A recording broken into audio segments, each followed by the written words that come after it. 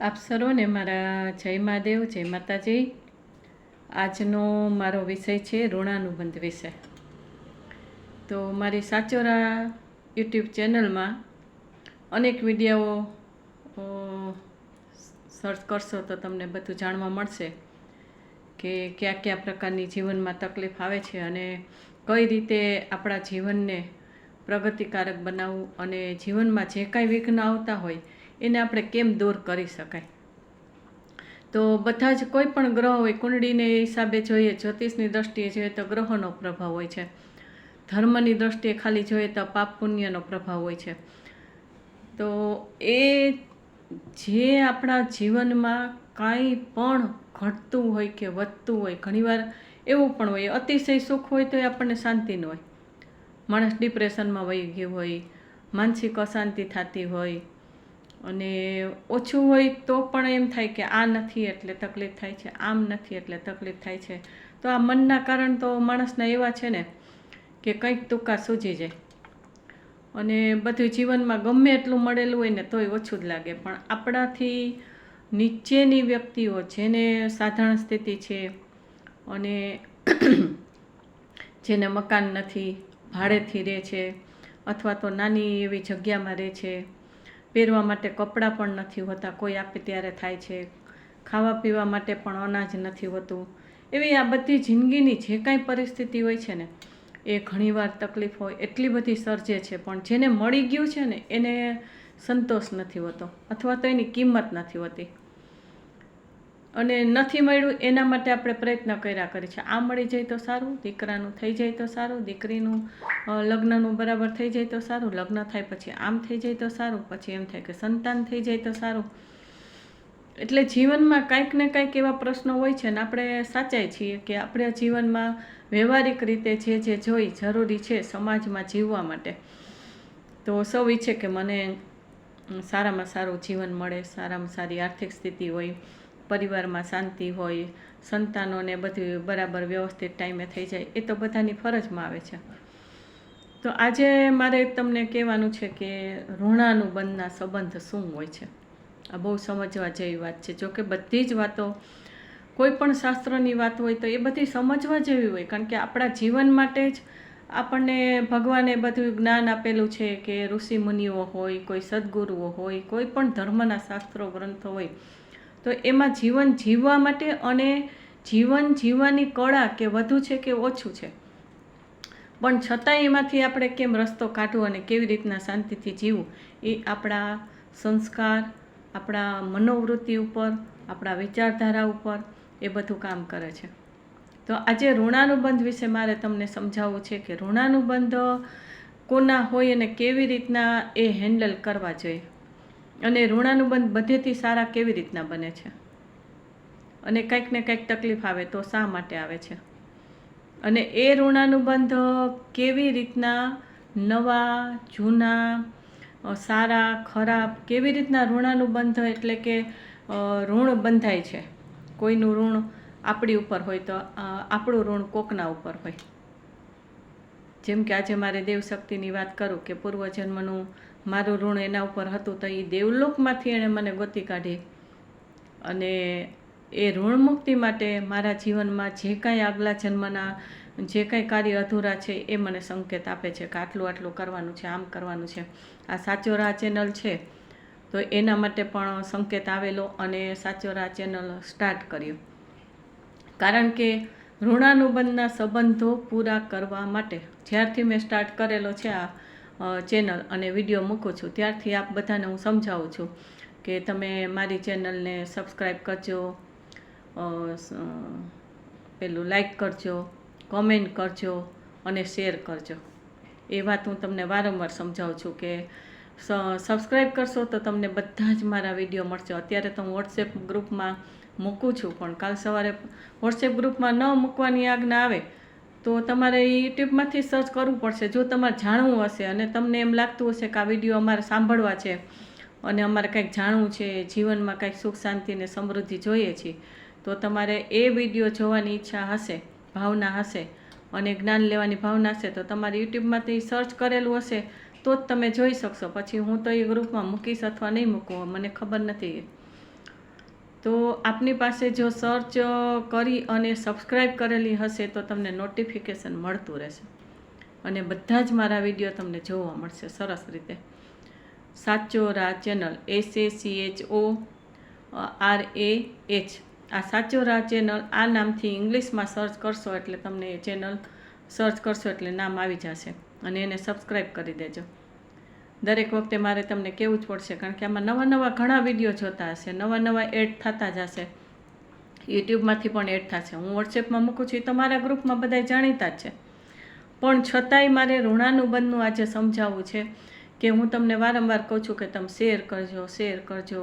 તમારો ઋણાનુબંધવાળા હશે, મારાથી તમારો ઋણાનુબંધ હશે, તમારાથી બીજાનું હશે, ત્રીજાનું હશે. તો એ વાતને હું આજે સમજાવવા જઈ રહી છું ભગવાનના દાખલાથી, શાસ્ત્રોક્ત વાતોથી. કે તીર્થંકર પરમાત્મા હોય જૈન ધર્મની દ્રષ્ટિએ, જે તીર્થંકર પરમાત્મા હોય, પછી કૃષ્ણ હોય, શ્રી રામ ભગવાન હોય, મહાદેવ હોય, કોઈ પણ હોય તો વ્યક્તિ અને વસ્તુ બંનેનું ઋણાનુબંધ હોય છે. આપણે વસ્તુ સાથે પણ લેણું હોય તો જ એ વસ્તુ આપણને મળે છે, અને ન હોય તો ગમે એટલું કરી લ્યો, ગમે એટલો પૈસા હોય પણ પોતાના મકાનમાં ન રહી શકે. એ ભાડેથી રહે ને પોતાના મકાન ભાડે આપી દે, અથવા તો એમને પડ્યું હોય પણ મકાન લેવાઈ જાય ઘણીવાર પૈસા હોય તો મકાન ન લેવાય. તો એ જમીનનું પણ ઋણ હોય છે, જમીન સાથે પણ લેણ હોય છે. ઋણાનુબંધ એટલે શું? લેણ દેણના સંબંધ. સામાન્ય ભાષામાં આપણે કહીએ, સાદી ભાષામાં તો લેણ દેણના સંબંધ. અને એ ઋણ મુક્તિ કરવા માટે જ આપણને કોઈ વ્યક્તિ કે વસ્તુઓ મળે છે. ક્યારેક નથી મળતી તો આપણે લેણું નથી હોતું, અને ક્યારેક મળવા છતાં, બધી વસ્તુ મળવા છતાં આપણે ખાઈ ન શકતા, પી ન શકતા, એ વસ્તુને વાપરી ન શકતા.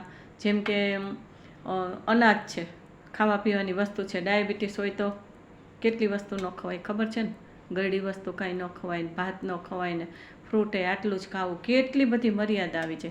કિડનીના પ્રોબ્લેમ હોય તો પાણી પણ કેટલું 1 લીટર ને 1.5 લીટર ને આટલું જ પીવાનું, એમાં બધું જ આવી જાય લિક્વિડ. ખાઓ પીવો જેમાં જે જરાક પણ પાણી હોય કે લિક્વિડ હોય એ બધી ગણતરી થઈ જાય છે ને. બીપી હોય તો મીઠું ને ખાંડ ન ખાવાના, આ ન ખાવું, કેટલી બધી વસ્તુ છે કે આપણી સામે હોવા છતાં આપણે ખાઈ નથી શકતા. એ આપણે અંતરાય કર્મ બાંધેલું હોય તો જ એ આપણી સામે આવે, અને એની સાથે આપણે લેણું ન હોય તો જ એ આપણી સામે વસ્તુ પડી હોવા છતાં આપણે ખાઈ નથી શકતા. તો લેણ દેણના સંબંધો કેવી રીતના બંધાય છે અને કેવી રીતના એ પૂરા કરવા પડે છે.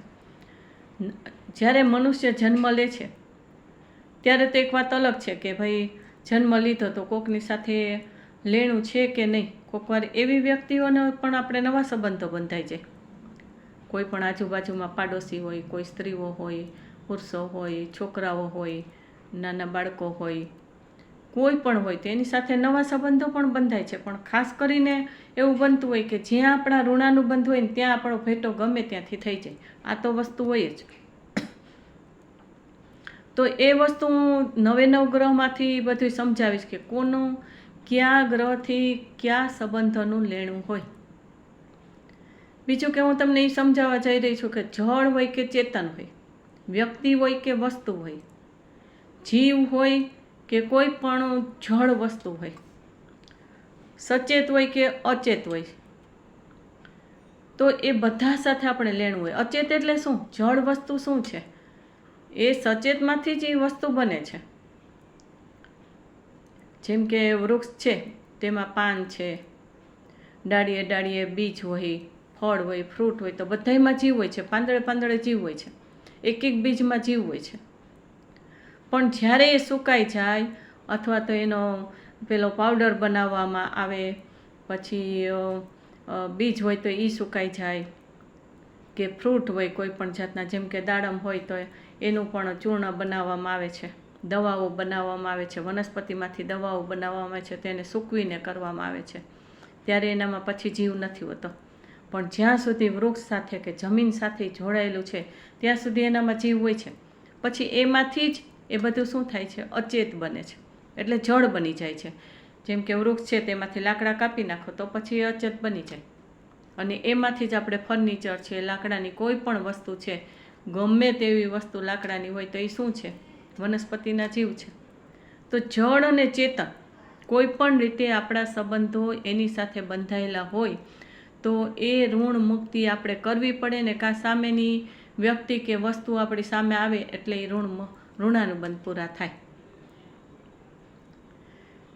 તો આપણે ભગવાનનો દાખલો લઈએ, પછી હું તમને એ સમજાવું કે એક એક ગ્રહ છે તો એક એક ગ્રહના કોની સાથે સંબંધો હોય છે. અને એ ગ્રહ સારો હોય તો સંબંધ સારા રહે, ને એ ગ્રહ બરાબર ન હોય, ભારે હોય કે વીક હોય તો પણ સંબંધો સારા ન રહે. પણ પહેલાં આપણે એ જાણીએ કે ભગવાન જેવા ભગવાનને પણ આ ઋણાનુબંધ પૂરા કરવા પડે છે. અને ઋણાનુબંધ હોય ખાસ કરીને પૂર્વજન્મના લેણદેણના સંબંધો હોય છે. પૂર્વજન્મના કે પૂર્વજન્મમાં આપણે કોઈનું સારું કરેલું છે તો સારી રીતે ભેગા થશે, ખરાબ કરેલું છે તો ખરાબ રીતે ભેગા થશે. ઘણીવાર આપણે આપણા ઘરમાં હોય અને કોઈ વ્યક્તિને જોઈએ, કાંઈ ઓળખતી નથી વ્યક્તિ, કાળી છે, ધોળી છે, કેવી છે, ગમે તેવી છે, એને જોવી ન ગમે છતાંય આપને એ વ્યક્તિ ગમી જાય. કોઈ પણ વ્યક્તિ હોય, સ્ત્રી હોય તો પુરુષ જ ગમે, પુરુષ હોય તો સ્ત્રી જ ગમે એવું નથી. કોઈ પણ વ્યક્તિ હોય કોઈ પણને ગમી જાય. અને ઘણી વ્યક્તિઓ કેટલી દેખાવડી હોય, કેટલી સરસ લાગતી હોય, વાણી મીઠી હોય, છતાં એ વ્યક્તિ ન ગમે. કાં ભાઈ? તો એનું કારણ શું છે? તો એનું કારણ શું છે કે એ લેણદેણના સંબંધો નથી. અને કાં તો એની સાથે કંઈક એવા સંબંધો છે કે એકવાર જોયા તે આપણને ગમી ગયો અને ગમે ત્યાંથી ભેગા થઈ જાય. ઘણીવાર એમ થાય કે આપણે આ ગામમાં નથી રહેવું, પણ એ જ ગામમાં તમારે રહેવું પડે, કારણ કે એ ધરતી સાથે લેણું હોય, એ વ્યક્તિઓ સાથે લેણું હોય, એ વસ્તુઓ સાથે લેણું હોય તો જ ત્યાં એ જગ્યાએ આપણે રહીએ. તો આ ઋણાનુબંધના જે સંબંધો છે એ તમને ગમે એટલા તમે મકાન જુઓ, ગમે એટલા મકાન જુઓ તો તમને અમુક મકાન ગમે ને અમુક ન ગમે. બધી રીતે સારું હોય, બધું આપણા બજેટમાં હોય, વાસ્તુ પ્રમાણે બરાબર હોય, આડોશ પાડોશ બરાબર હોય, તો એકાદી વ્યક્તિ એમ કે ના અહીંયા નથી રહેવું, આ એરિયામાં નથી રહેવું, એ વ્યક્તિ નિમિત્ત બની જાય. શું કામ? કે આપણે એ ધરતી સાથે, એ પરિવારને એ ધરતી સાથે ને એ આડોશ પાડોશ સાથે કે એ મકાન સાથે લેણું નથી. તો ઋણાનુબંધ છે ને એ ઋણાનુબંધ ગમે ત્યાંથી આપણે પૂરા કરવા પડે. ઘણીવાર આપણે આડોશ પાડોશમાં એમ થાય કે આ વ્યક્તિ સારી નથી ને આ વ્યક્તિ આમ કરે છે ને અમે તો કંટાળી ગયા છીએ ને આ વ્યક્તિનો તો નજર નાખી દીધી છે ને રોજ ઝઘડા કરે છે, અમે કાંઈ બોલતા નથી તો એ અમારે સામું જોયા કરે છે. કેટલું બધું મનમાં થતું હોય અને ઝઘડાઈ થતા હોય. ત્યારે એમ થાય કે અહીંયા આપણે ક્યાંથી આવી ગયા, પણ એ લેણદેણના સંબંધો હોય તો જ ત્યાં આવી જાય. પરિવારના પાડોશી સારામાં સારા ને ખરાબમાં ખરાબ. અનુભવ બધાને તમને થતા જ હશે ને કે પરિવાર અને પાડોશી એ ક્યારેક બધાય સારા જ હોય. જો આપણો સ્વભાવ સારો હોય તો બધાય સારા જ છે આપણા માટે, એવું નથી. ઘણી વ્યક્તિઓ શું કરે કે બધાય સાથે સારું રાખે, કોઈની સાથે ઝઘડા ન કરે, માથાકૂટ ન કરે, અંદરથી સમજતા હોય કે આ વ્યક્તિ છે એ આપણા માટે બરાબર નથી પણ એની યાર માથાકૂટ ન કરે. અને ઘણા તો કેવા હોય સ્વભાવ કે એવા સ્વભાવ હોય ને કે હાલતા હાલતા માણસોની યારે ઝઘડા કરી લે. પણ એમાં કારણ કોણ છે? ગ્રહો છે, કર્મ છે, પુણ્ય છે, પાપ છે. આ બધાય સારા નરસા સંબંધોમાં ગ્રહો સારા હશે, એનો પ્રભાવ આપણી કુંડળીમાં સારા હશે તો આપણો સ્વભાવ સારો મળશે, નહીં તો તકલીફ આપશે. તો એ ગ્રહોનો પણ પ્રભાવ હોય જ છે. એને આપણે પુણ્ય કહીએ, પાપ કહીએ, કર્મ કહીએ, જે ભાષામાં જે શબ્દમાં તમે વર્ણવો. તો ભગવાન જેવા ભગવાન, હું તમને એમ કહું છું કે મારે ઋણાનુબંધ પૂરા કરવાના છે, અહીંયા પ્રત્યક્ષ તમારે હજારો હજારો કેટલા બધા ક્લાયન્ટો છે, પણ હજી મારી શક્તિની આજ્ઞા છે કે ક્યાંક એવી કોઈ જગ્યાએ કોઈક મારા ઋણાનુબંધવાળા હશે કે જે યુટ્યુબ ચેનલ દ્વારા મારે ત્યાં મારી વાત ત્યાં પહોંચાડવાની હશે. અને એમાં પણ પાછું હું તમને કહું છું કે તમે જો આ 4 વસ્તુ કરશો, લાઈક કરશો, શેર કરશો, સબસ્ક્રાઈબ કરશો અને કમેન્ટ કરશો, તો એના દ્વારા શું થશે કે કોકના જીવનમાં ક્યાંક જોતાં જોતાં મારો વિડીયો આવી જશે. અને મેં તમને કીધું ને કે યુટ્યુબની સિસ્ટમ શું છે કે અમુક 1000 જેટલા સબસ્ક્રાઈબર અને 4000 કલાકનો વોચ ટાઈમ. તો ઘણીવાર એવો વિચાર આવે ને કે દીદીને તો આટલા બધા ક્લાયન્ટ છે, આટલા બધા ભક્તજન છે, આટલા મારા ફોર્મ ભરેલા છે, લેખિત ફોર્મ છે. તો 1000 સબસ્ક્રાઈબર કરવામાં શું તકલીફ પડે? હજી 1 મહિનો નથી થયો, 20-25 દિવસ થયા તો 100 જેટલા સબસ્ક્રાઈબર થયા હશે અને લગભગ 120 કે 25 કે 30 જેટલી વોચ ટાઈમ એટલે કે એટલી કલાકો લોકોએ જોયેલું છે મારા વિડીયો. અને વ્યૂઅર્સ તો 3-4 હજારની આસપાસ છે. તો આ બધા કેમ એમ ન થાય? કેમ થાય?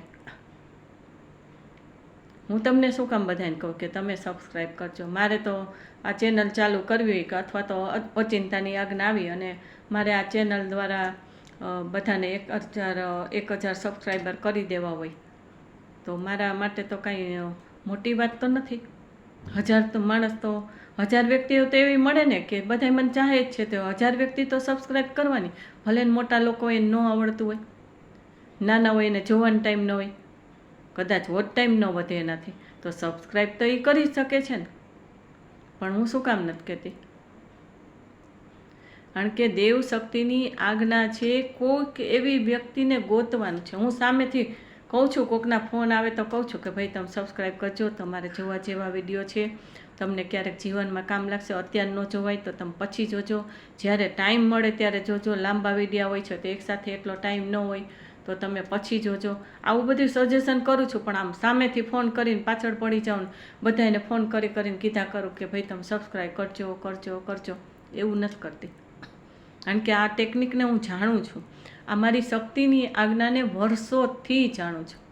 એમાંય 17 વર્ષ થયા તો એકદમ જાણું છું.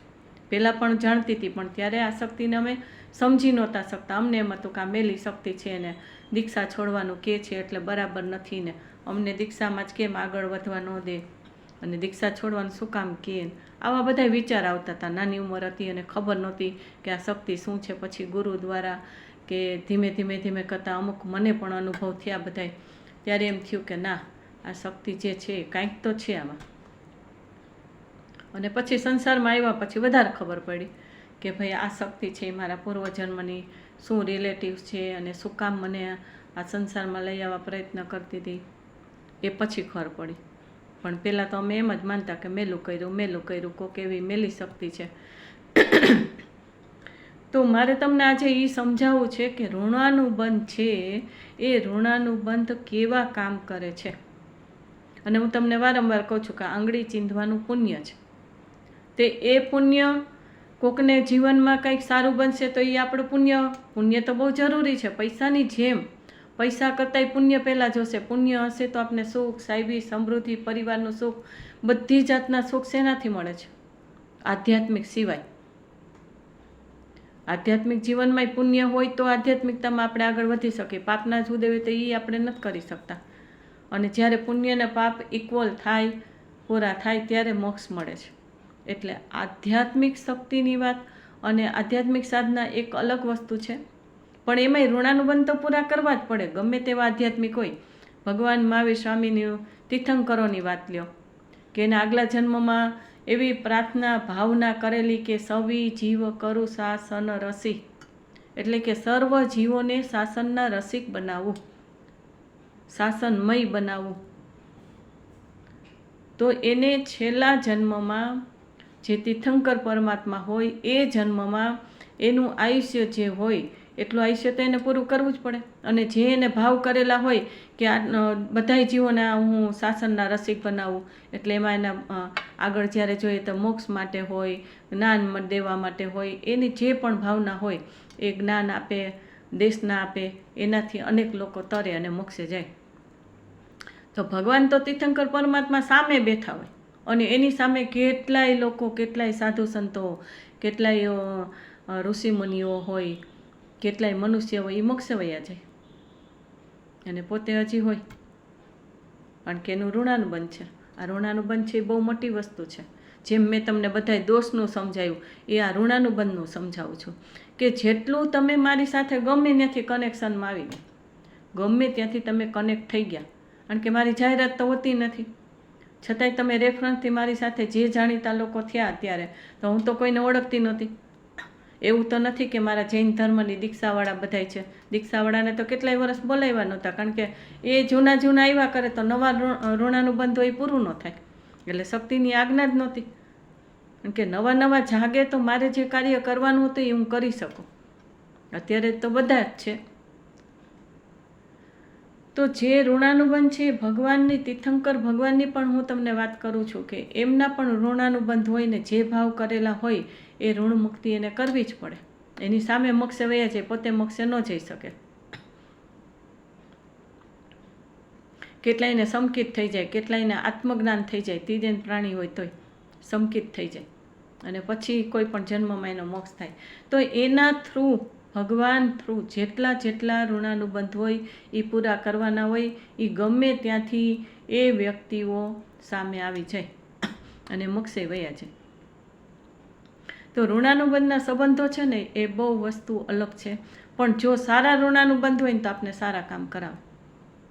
મારે અત્યારે સારું ઋણાનુબંધ હતું તો આ દેવશક્તિ છે, દેવલોકમાંથી મને સહાયતા કરે, સંકેતો આપે.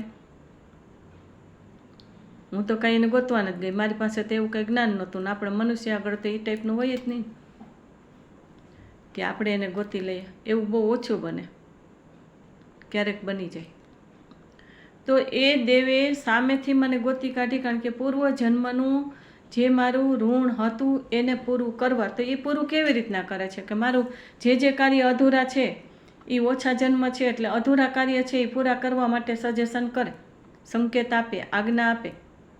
અને પરાણે પણ નહીં, પણ હું બધી સ્વીકારું છું, કારણ કે એનાથી મને સારું જ છે. મને સમજાઈ ગયું છે કે આ દેવશક્તિની આજ્ઞા છે મારા માટે કેટલી ઉપયોગી છે. આવું તો કોને મળે?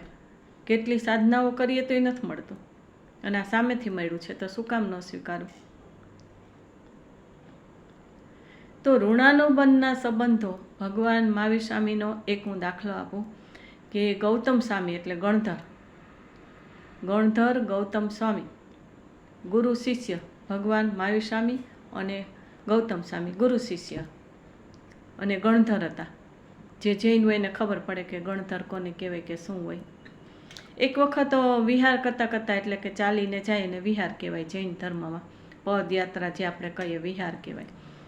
તો વિહાર કરતાં જતા હતા ત્યારે ભગવાન મહાવીર સ્વામીએ એક ખેતીવાડી કરતાં એક હાલિકને, એટલે કે એ શાસ્ત્રમાં હાલિક શબ્દ લખે પણ પટેલ જે આપણે કહીએ એ હોય, પટેલ હોય કે કોઈ પણ જ્ઞાતિ હશે તો હાલિક શબ્દ વપરાણો છે એના માટે.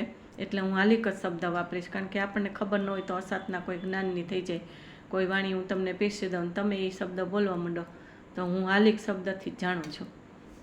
તો એ હાલિકને ભગવાન મહાવીર સ્વામીએ જોયા તો એને ખ્યાલ આવ્યો કે આ પૂર્વજન્મનો મારો ઋણાનુબંધવાળો છે, પણ જો મને જોશે ને તો એ વાતને સ્વીકારશે નહીં. એટલે ગૌતમ સ્વામીને એણે કીધું પોતાના શિષ્યને કે હું આગળ જાઉં છું અને તું આ જે હાલિક છે એની પાસે જઈને સદબોધ આપ, એ તરી જશે. અને ગૌતમ સ્વામી જેવા એની પાસે ગયા ને એટલે તો એને એટલો બધો ભાવ જાગ્યો, એ હાલિકને એટલો બધો ખેતીવાડી કરતાં ઓતપ્રોત થઈ જાય છે કે આમ ગૌતમ સ્વામીને જોવે છે ત્યારે કે મને કોઈ ભગવાન મળી ગયા, મારા ગુરુ મળી ગયા. અને ગૌતમ સ્વામીને બોધ આપે છે, ભગવાનની બધી પ્રશંસા એટલે કે વખાણ કરે છે કે ભગવાન આવા છે અને આવી સરસ દેશના આપે છે, આવું ધર્મ છે, આત્માનું, દેહ અને આત્માનું ભેદ જ્ઞાનની અનેક વાતો એને શિષ્ય આ હાલિકને કરે છે અને ભગવાન પાસે લઈ જાય છે. કહે છે કે આપણામાં આ ભગવાન છે, મારા ગુરુ છે, મારા ભગવાન છે, એની પાસે તું આવ અને ત્યાં તને દેશના સાંભળવા મળશે, સદબોધ સાંભળવા મળશે, એમ કરીને ત્યાં લઈ જાય છે. એટલે ગૌતમ સ્વામી પ્રત્યે જો આ ઋણાનુબંધની વાત કરું છું કે ઋણાનુબંધ શું કામ કરે છે. ભગવાન હોય તો ભલે ને, ગુરુ હોય તો ભલે, મા બાપ હોય તો ભલે ને, કોઈ પણ વ્યક્તિ હોય તો ભલે. આપણી સાથે કાંઈ થતું હોય તો આપણને ખબર પડે કે આપણી સાથે ઘણીવાર એવું બનતું હોય તો આપણને એમ થાય કે આવું મારી સાથે કેમ થાય, પણ ભગવાન સાથે પણ થયું છે. સારા નરસા ઋણાનુબંધ હોય કોઈ પણ જન્મના, એ પૂરા કરવા જ પડે. એટલે ગૌતમ સ્વામી તો એને રસ્તામાં લઈ જાય છે, હાલિક એની સાથે જાય છે અને ભગવાન પાસે આમ દૂરથી જોવે જ ને ત્યાં તો એને એમ થાય છે કે એને પૂર્વજન્મનું વેરઝેર યાદ આવી જાય છે. ભગવાને એટલે જ ગૌતમ સ્વામીને કીધું હતું કે તું જા એને તારવા, કારણ કે એનાથી તર એમ નહોતું, એને જોઈને તો તકલીફ થાય એમ હતી, કારણ કે પૂર્વજન્મનું ઋણાનુબંધ બરાબર નહોતું એટલે. અને ગૌતમ સ્વામી એને લઈ જાય છે, ભગવાનના વખાણ કરે છે, ભગવાનની વાત કરે છે કે ભગવાનની વાણી આવી છે ને તીર્થંકર પરમાત્મા છે ને ઘણી બધી વાત કરે છે. અને ત્યાં સુધી તો જ્યાં સુધી ભગવાનને નથી જોયા મારા સ્વામીને, ત્યાં સુધી તો પેલા હાલિકને એટલો બધો સદભાવ છે, એટલો બધો સદભાવ છે, એમ થાય કે હું દર્શન કરી લઉં જલ્દી. પણ જેવા ભગવાનને જોવે છે ત્યાં તો મુઠ્ઠી વાળીને ભાગે છે. શું કામ ભાગે છે? વિચાર કરી લો. ત્યારે ભગવાને મહાવીર સ્વામીએ કીધું કે આ હાલિક છે એ તારાથી જ તરે એમ હતો, એને ત્યાં સંકિત થઈ જાય છે, પણ એને પૂર્વજન્મનું જે કંઈ હતું પોતાને ખબર નથી કે આ ભગવાન સાથે મારે શું. પણ ઘણીવાર આપણને નહીં, કોઈ વ્યક્તિને જોઈ તો આપણને આમ ત્યાંથી એમ થાય કે જલ્દી ભાગી જાય, આ વ્યક્તિ આગળ જવું નથી કે બેસવું નથી કે મળવું નથી. તો ઋણાનુબંધ કેવા હોય છે કે ભગવાનને જોવે છે ને તો ત્યાંથી દૂર થઈ જાય છે અને સંકિત પામી જાય ત્યાં સુધીમાં, પણ મોક્ષ નથી થતો ત્યાં. અને જો સારું ઋણાનુબંધ હોત તો ભગવાનની દેશના સાંભળત અને એ સદબોધથી એ જ્ઞાનથી એનો ત્યાં મોક્ષ પણ થઈ જાય. પણ એ તો મુઠ્ઠી વાળીને ભાગે છે કે જાણે કોઈએ સુઈ કરી નાખ્યું એમ. એટલે આ દાખલો છે ને એ શાસ્ત્રોક્ત દાખલો છે કે હાલિકને બોધ આપવા માટે કોણ? ગણધર ગૌતમ સ્વામીને મોકલે છે ભગવાન. એને ખબર હતી કે હું જઈશ તો આ મારાથી તરશે નહીં. એવી રીતના બીજો દાખલો ઋણાનુબંધ. આ ઋણાનુબંધ કેવા હોય છે? સારા નરસા. તો ગુરુ હોય એની સાથે પણ આવું થાય, ભગવાનો સાથે પણ આવું થાય, તો આપણી સાથે તો થાય. આ ઋણાનુબંધમાં ક્યારેય પણ આપણે દુઃખ લગાડવું નહીં. અને લાગે માણસ છીએ તો થઈ જાય, ક્યારેક દુઃખ લાગે તો માણસને રડવું આવી જાય, ઓછું આવી જાય કે મને કેમ આમ કીધું, મને જ આમ કેમ કરે છે. ઘણાયનો સ્વભાવ વધારે પડતો હોય તો વધારે થોડુંક કરે, અને ઘણાય સમજણવાળા હોય તો મન ભાવે અથવા રડીને પણ ત્યાં પૂરું કરી દે અને કાંઈ વાતને વધારે નહીં. તો ઘણીવાર મા બાપ સાથે પણ લેણું ન હોય, ગુરુઓ સાથે પણ લેણું ન હોય. કેટલાય શિષ્ય હોય તો એક શિષ્યને ગુરુ સાથે લેણું હોય ને એકને ન હોય, એવું પણ બને. બીજો દાખલો હું તમને આપું કે રામ અને સીતા. શ્રી રામ અને માતા સીતા એ એક વખત જંગલમાં જતા હતા ને સીતા માતાને બહુ તરસ લાગી. ત્યારે શ્રીરામને કહે છે કે મને બહુ પાણીની તરસ લાગી છે. એટલે શ્રીરામે તો શું કર્યું કે ઈશ્વરને પ્રાર્થના કરી. આ બધી શાસ્ત્રોની વાતો છે. પછી આપણે કઈ રીતે લેવું, બહુ ઊંડું ગહન ન ઉતરવું કે આ શબ્દમાં કોઈ જરાક ફેરફાર થઈ જાય સમજાવવામાં, તો એમાં બહુ શબ્દમાં બહુ ઊંડું ન ઉતરવું, પણ વાત શું છે ને એને જાણવી. ઘણાને કેવી ટેવ હોય કે આમ કેમ કીધું ને ઓલા શાસ્ત્રમાં તો આવું નથી કીધું ને, કયા શાસ્ત્રમાં કીધું હશે ને કેમ હશે ને આવું કેમ બોલ્યા ને, કેટલા શબ્દ ઉપર તો મારામારી થઈ જાય. અરે પણ આપણે તો જે સારી વાત છે ને એને લેવાની વાત છે. માણસ ક્યારેક સમજાવતા સમજાવતા ભૂલી જાય, એવું બને. કોઈ પણની વાત છે, મારી એકની વાત નહીં. તો શ્રીરામે એક ઈશ્વરને પ્રાર્થના કરી કે પાણી ક્યાંય આટલામાં ક્યાંય પાણી હોય તો કોઈ પાણીને બતાવનારું મળે તો એ પાણીની તરસ છીપાઈ જાય સીતા માતાની. અને કુદરતી ત્યાં એક મોર આવ્યો, અને મોર આવ્યો ને એને કીધું એની ભાષામાં. આ તો બધું કેવું કુદરતી હોય, મોર આવ્યો ને ઢેલ આવીને આ વસ્તુ આવીને આ નિમિત્ત બની જાય કુદરતી. અને એ રામ જેવા હોય, કૃષ્ણ જેવા હોય, મહાદેવ જેવા હોય, મહાવીર જેવા હોય, તીર્થંકરો હોય, એ બધું પોતાની ભાષામાં સમજી જાય. એ પ્રાણીઓ સાથે પણ વાત કરે, ઝાડ સાથે પણ વાત કરે, બધા સાથે વાત કરતા હોય એવી એનામાં એટલી ઉર્જા હોય અને એવું જ્ઞાન હોય. તો મોરને પૂછે છે કે પાણીનું, તો મોર કહે છે કે તમે મારી સાથે સાથે આવો અને હું તમને બતાવું અહીંયા આગળ પાણી છે અને ત્યાં પાણી સુધી તમે પહોંચો, પણ થોડોક લાંબો રસ્તો છે. તો મોર તો ઉડીને જાય છે. તો કહે છે કે મારી ઝડપ તો વધી જશે, તો ઉડતા ઉડતા હું આકાશમાં ઉડીને આમ જઈશ તો મારી ઝડપ વધી જશે, તો તમને રસ્તો અટપટો હોય તો નહીં મળે, અથવા તો વાર લાગશે ચાલવામાં, તો મારી સ્પીડ વધી જશે, તમે પાછળ રહી જશો. એટલે મોર એને કહે છે કે હું એક એક પીછું છે ને નીચે મારા શરીરમાંથી ફેંકતો જઈશ, કાઢતો જઈશ.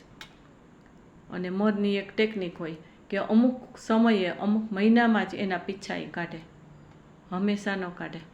એમને ખરી જાય તો વાત અલગ હોય, કોઈ રોગથી હોય કે કોઈ પણ રીતે, પણ પોતાની મેળે એ કળા કરે અમુક સમયે, અને અમુક સમયે જ એના પીછા નીચે ખરે. તો એક એક પીછા એ નીચે રસ્તામાં મોર નાખતો જાય છે, એટલે કે એનો રસ્તો મળી જાય કે આ જ્યાં જ્યાં પીછા છે એ રસ્તે ચાલવાનું એમ. અને એવું કહેવાય છે કે મોર જો એનો સમય ન હોય ને ત્યારે જો પીછા કાઢે ને તો એનું મૃત્યુ થાય. પણ આ તો ભગવાનની સેવા હતી, રામ હતા, શ્રી રામ હતા, એની સેવા હતી. અને સીતા માતાને તરસ લાગી હતી એટલે જવાનું હતું. પછી ત્યાં એનું પાણી તો મળી જાય છે, અને રામને સીતા જાય છે અને પાણી મળી જાય છે, પણ પેલા મોરનું મૃત્યુ થાય. કારણ કે અમુક સમયે એના મોરના પીછા નીકળી જાય તેમ કહે છે કે મોરનું મૃત્યુ થઈ જાય. અને મૃત્યુ થાય છે, છેલ્લો સમય હોય છે, ત્યારે મોરને તો આનંદ હોય છે કે મેં તમારી સેવા કરી, પણ શ્રી રામને એમ થાય છે કે આ પાણી બતાવવા માટે એને એક એક પીછા નાખ્યા અને એનું મૃત્યુ થયું. અને આ નિમિત્તે મૃત્યુ થાય તો મહાન આત્મા હોય એનું જ થાય કે આવી સેવા કરતાં કરતાં મૃત્યુ થાય. પછી પ્રાણી હોય, પક્ષી હોય કે માણસ હોય. તો શ્રીરામે વચન આપ્યું કે આ જન્મમાં તો હું તારી ઋણ મુક્તિ નથી કરી શકું, પણ બીજા જન્મમાં હું તારો મોરપીંછ છે ને એ માથે ચડાવીશ, માથે રાખીશ. તો કયા જન્મમાં તમને ખબર હશે લગભગ તો, કે જ્યારે કૃષ્ણનો અવતાર હતો ત્યારે મોરપીંછ હોય છે ને, કૃષ્ણના અવતારમાં મોરપીંછ હોય છે માથા ઉપર. તો વચન આપ્યું હતું કે તારું ઋણ જે છે એ ઋણ મુક્તિ માટે હું શું કરીશ, તને શિર ઉપર રાખીશ. અને કૃષ્ણને તમે જોજો કે શિર ઉપર એ મોરપીંછ હોય છે. અને મોરપીંછ રાખવાથી આપણને કેટલું વાસ્તુશાસ્ત્રમાં, બીજા શાસ્ત્રમાં કીધું અહીંયા મોરપીંછ રાખો તો આમ થઈ જાય, આમ અહીંયા મોરપીંછ રાખો તો એને સુકનવંતું બનાવી દીધું. ભગવાનના માથે ચડે છે, જેમ ફૂલ ચડે છે, બધી ધૂપ દીપની વસ્તુઓ હોય કે અમુક વસ્તુઓ હોય એને આપણે અર્પણ કરીએ છીએ. દરેક ભગવાનની અલગ અલગ હોય છે કે આ ભગવાનને આટલું જ ચડે, આ ભગવાનને આ જ ચડે, કોઈને તુલસી ધરી શકાય, એવી રીતના હોય છે ને, બધાયનું અલગ અલગ હોય છે. તો જે ભગવાનના માથા ઉપર, મસ્તક ઉપર જેનું સ્થાન મળ્યું એ મોર કેટલો ભાગ્યશાળી બની ગયો છે. એ આત્મા છે એ બીજે જન્મ લે તો મનુષ્ય થાય તો એ મનુષ્ય જન્મમાં આવે. તિર્યંત પ્રાણી હોય, કૂતરા, કાગડા, બધાય વાહનો છે, તો બધાય દેવોના છે ને, ભૈરવ દાદા છે તેનું કૂતરાનું વાહન છે, સાથે રાખે છે. પછી શનિદેવ છે તો કાગડાનું વાહન છે એનું. એ બધાય માતાજી હોય છે તો અલગ અલગ બધાયના, કોઈ હંસ વાહિની હોય છે, કોઈ સિંહ વાહિની હોય છે, એવી રીતના અલગ અલગ બધાયનું હોય છે. જો બધાય આ પશુ પ્રાણીઓ સાથે હોય છે. પણ આ બધા દેવદેવી અને ભગવાન તો શું છે, એમાં જે આત્મા છે એને જ જોતા હોય છે, કયા સ્વરૂપમાં છે એને ન જોવે. પણ બધાયના વાહન આવી રીતના હોય છે. તો હું તમને એ દાખલો આપવા માગું છું કે આવા ભગવાન જેવા ભગવાનને પણ ઋણાનુબંધ હોય, કોઈએ કાંઈ ઉપકાર કરેલો હોય તો સારું હોય તો સારું થાય, અને ખરાબ હોય તો ખરાબ થાય. પણ સામેની વ્યક્તિ ઋણ મુક્તિવાળી, લેણ દેણના સંબંધવાળી કેવી છે એના ઉપર આધાર છે. કે મોરનીને રામ ભગવાનની વાત કરી તો એ તો સરસ વાત થઈ કે એને પોતાનું પીછાનું દાન દઈ અને પોતાનું જીવન ત્યાં પૂરું કરી દીધું. અને ભગવાન મહાવીર સ્વામીની, ગૌતમ સ્વામીની વાત કરી તો એને જ્ઞાન મળ્યું, જ્ઞાનનો સદબોધ મળ્યો અને આત્મજ્ઞાન થઈ ગયું. એટલું તો થયું કે કર્મ અને સંકિત થાય એટલે અમુક જન્મ પછી એનો મોક્ષ થાય ને થાય. જો સંકિત વમાઈ ન જાય પણ એ સંકિત પાછું આવે. એક વખત સંકિત થાય તો એને મોક્ષની ટિકિટ મળી જાય એમ કહેવાય છે. તો બે દાખલા મેં તમને આપ્યા કે સારા અને નરસા, કે કોઈ જન્મમાં કાંઈ પણ ઋણાનુબંધ ખરાબ થયા હોય તો ભગવાન મહાવીર સ્વામીને ગૌશાલક શિષ્ય હતા. ભગવાને જ એને કેટલી બધી ટેકનિક સમજાવી, કેટલું બધું જ્ઞાન આપેલું, તો એની ઉપર જ એ જે સાધના આપેલી હતી, જે શક્તિ આપેલી હતી, એના ઉપર જ પ્રયોગ કર્યો, ભગવાન ઉપર. એટલે પાત્રતા ન હોય તો આવું પણ ઘણીવાર થાય છે, પણ એ ઋણાનુબંધ છે. એક સાથે 22 ઉપસર્ગ આપ્યા, પણ ભગવાનની આંખમાં આંસુ આવી ગયા. શું કામ? કરુણા.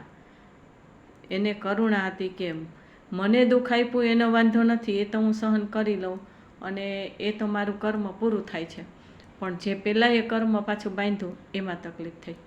એની કરુણા જે છે એની આંખમાં આંસુ આવી ગયા. એટલે જે સમજણવાળી વ્યક્તિ હોય છે, ભગવાનને દેવ દેવીને એ તો વાત અલગ છે, એક ઊંચા આત્મા છે બધા, કે અમુક ગુરુઓ હોય, અમુક લેવલ સુધી હોય, અમુક સાધક આત્મા હોય, એનું લેવલ એક અલગ હોય.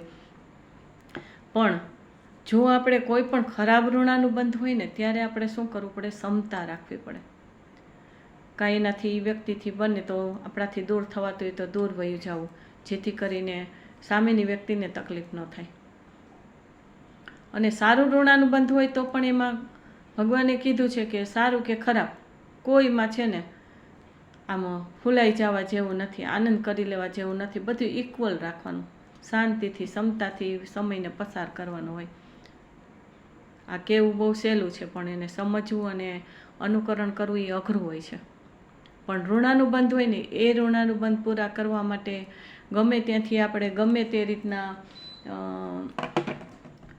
ભેગા થઈ જ જાય, વ્યક્તિ કે વસ્તુ. તો મારે ઋણાનુબંધની તમને આજ વાત સમજાવવાની છે કે ઋણાનુબંધ છે એ શું શું કામ કરે છે.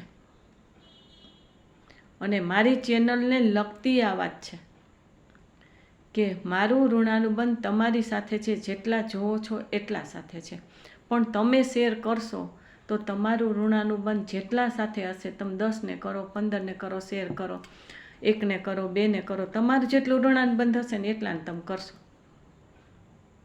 મારા આટલા બધા ક્લાયન્ટો છે તો 4000 કલાક વોચ ટાઈમ અને 1000 સબસ્ક્રાઈબર ન થાય એવું ન જ બને. તમે વિચારી શકો ને, સામાન્ય રીતે હજારો ક્લાયન્ટ હોય, લગભગ 5 લાખ જેટલા, તો શું આટલું ન થઈ જાય? તો હું પહેલાં તૈયારી ન કરી લઉં ને, કદાચ આજ્ઞા આવી તો હું અત્યારે કહી દઉં કે ભાઈ તમે જોજો ને સબસ્ક્રાઈબ કરી દેજો એટલે મારા 1000 સબસ્ક્રાઈબર થઈ જાય અને આટલી વોચ ટાઈમ થઈ જાય. તમે કાંઈ ન કરો તો મોબાઈલમાં ખાલી વિડીયો ચાલુ કરીને એમને રાખી દેજો, સાંભળો કે ન સાંભળો, સાયલેન્ટમાં પણ તમે રાખજો, એટલે એમાં ગણાય કે આટલે ટાઈમનો વિડીયો છે તો આટલી મિનિટ થઈ ગઈ, આટલી કલાકો થઈ ગઈ. એવું પણ હું કહી શકું ને કે તમને ટાઈમ ન હોય તો હું બધાને આ બધી જાહેરાતો કરી શકું, અને મારા ભક્તજનો હોય તેને કહી જ શકું, મારા ક્લાયન્ટ હોય એને કહી શકું, મારા સ્વજનોને કહી શકું, ભાઈ તમે આટલો સપોર્ટ કરો. અને આ તો થોડોક ટાઈમની વાત હોય, પણ એ શું કામ મારે કરાવવાનું છે? મને નથી ખબર કે આ ચેનલ મારી હજી કેટલી હાલશે, કેટલા વિડીયો મારે બનાવવાના છે, ક્યારે મારા ઋણાનુબંધ કોની સાથેના પૂરા થઈ જશે.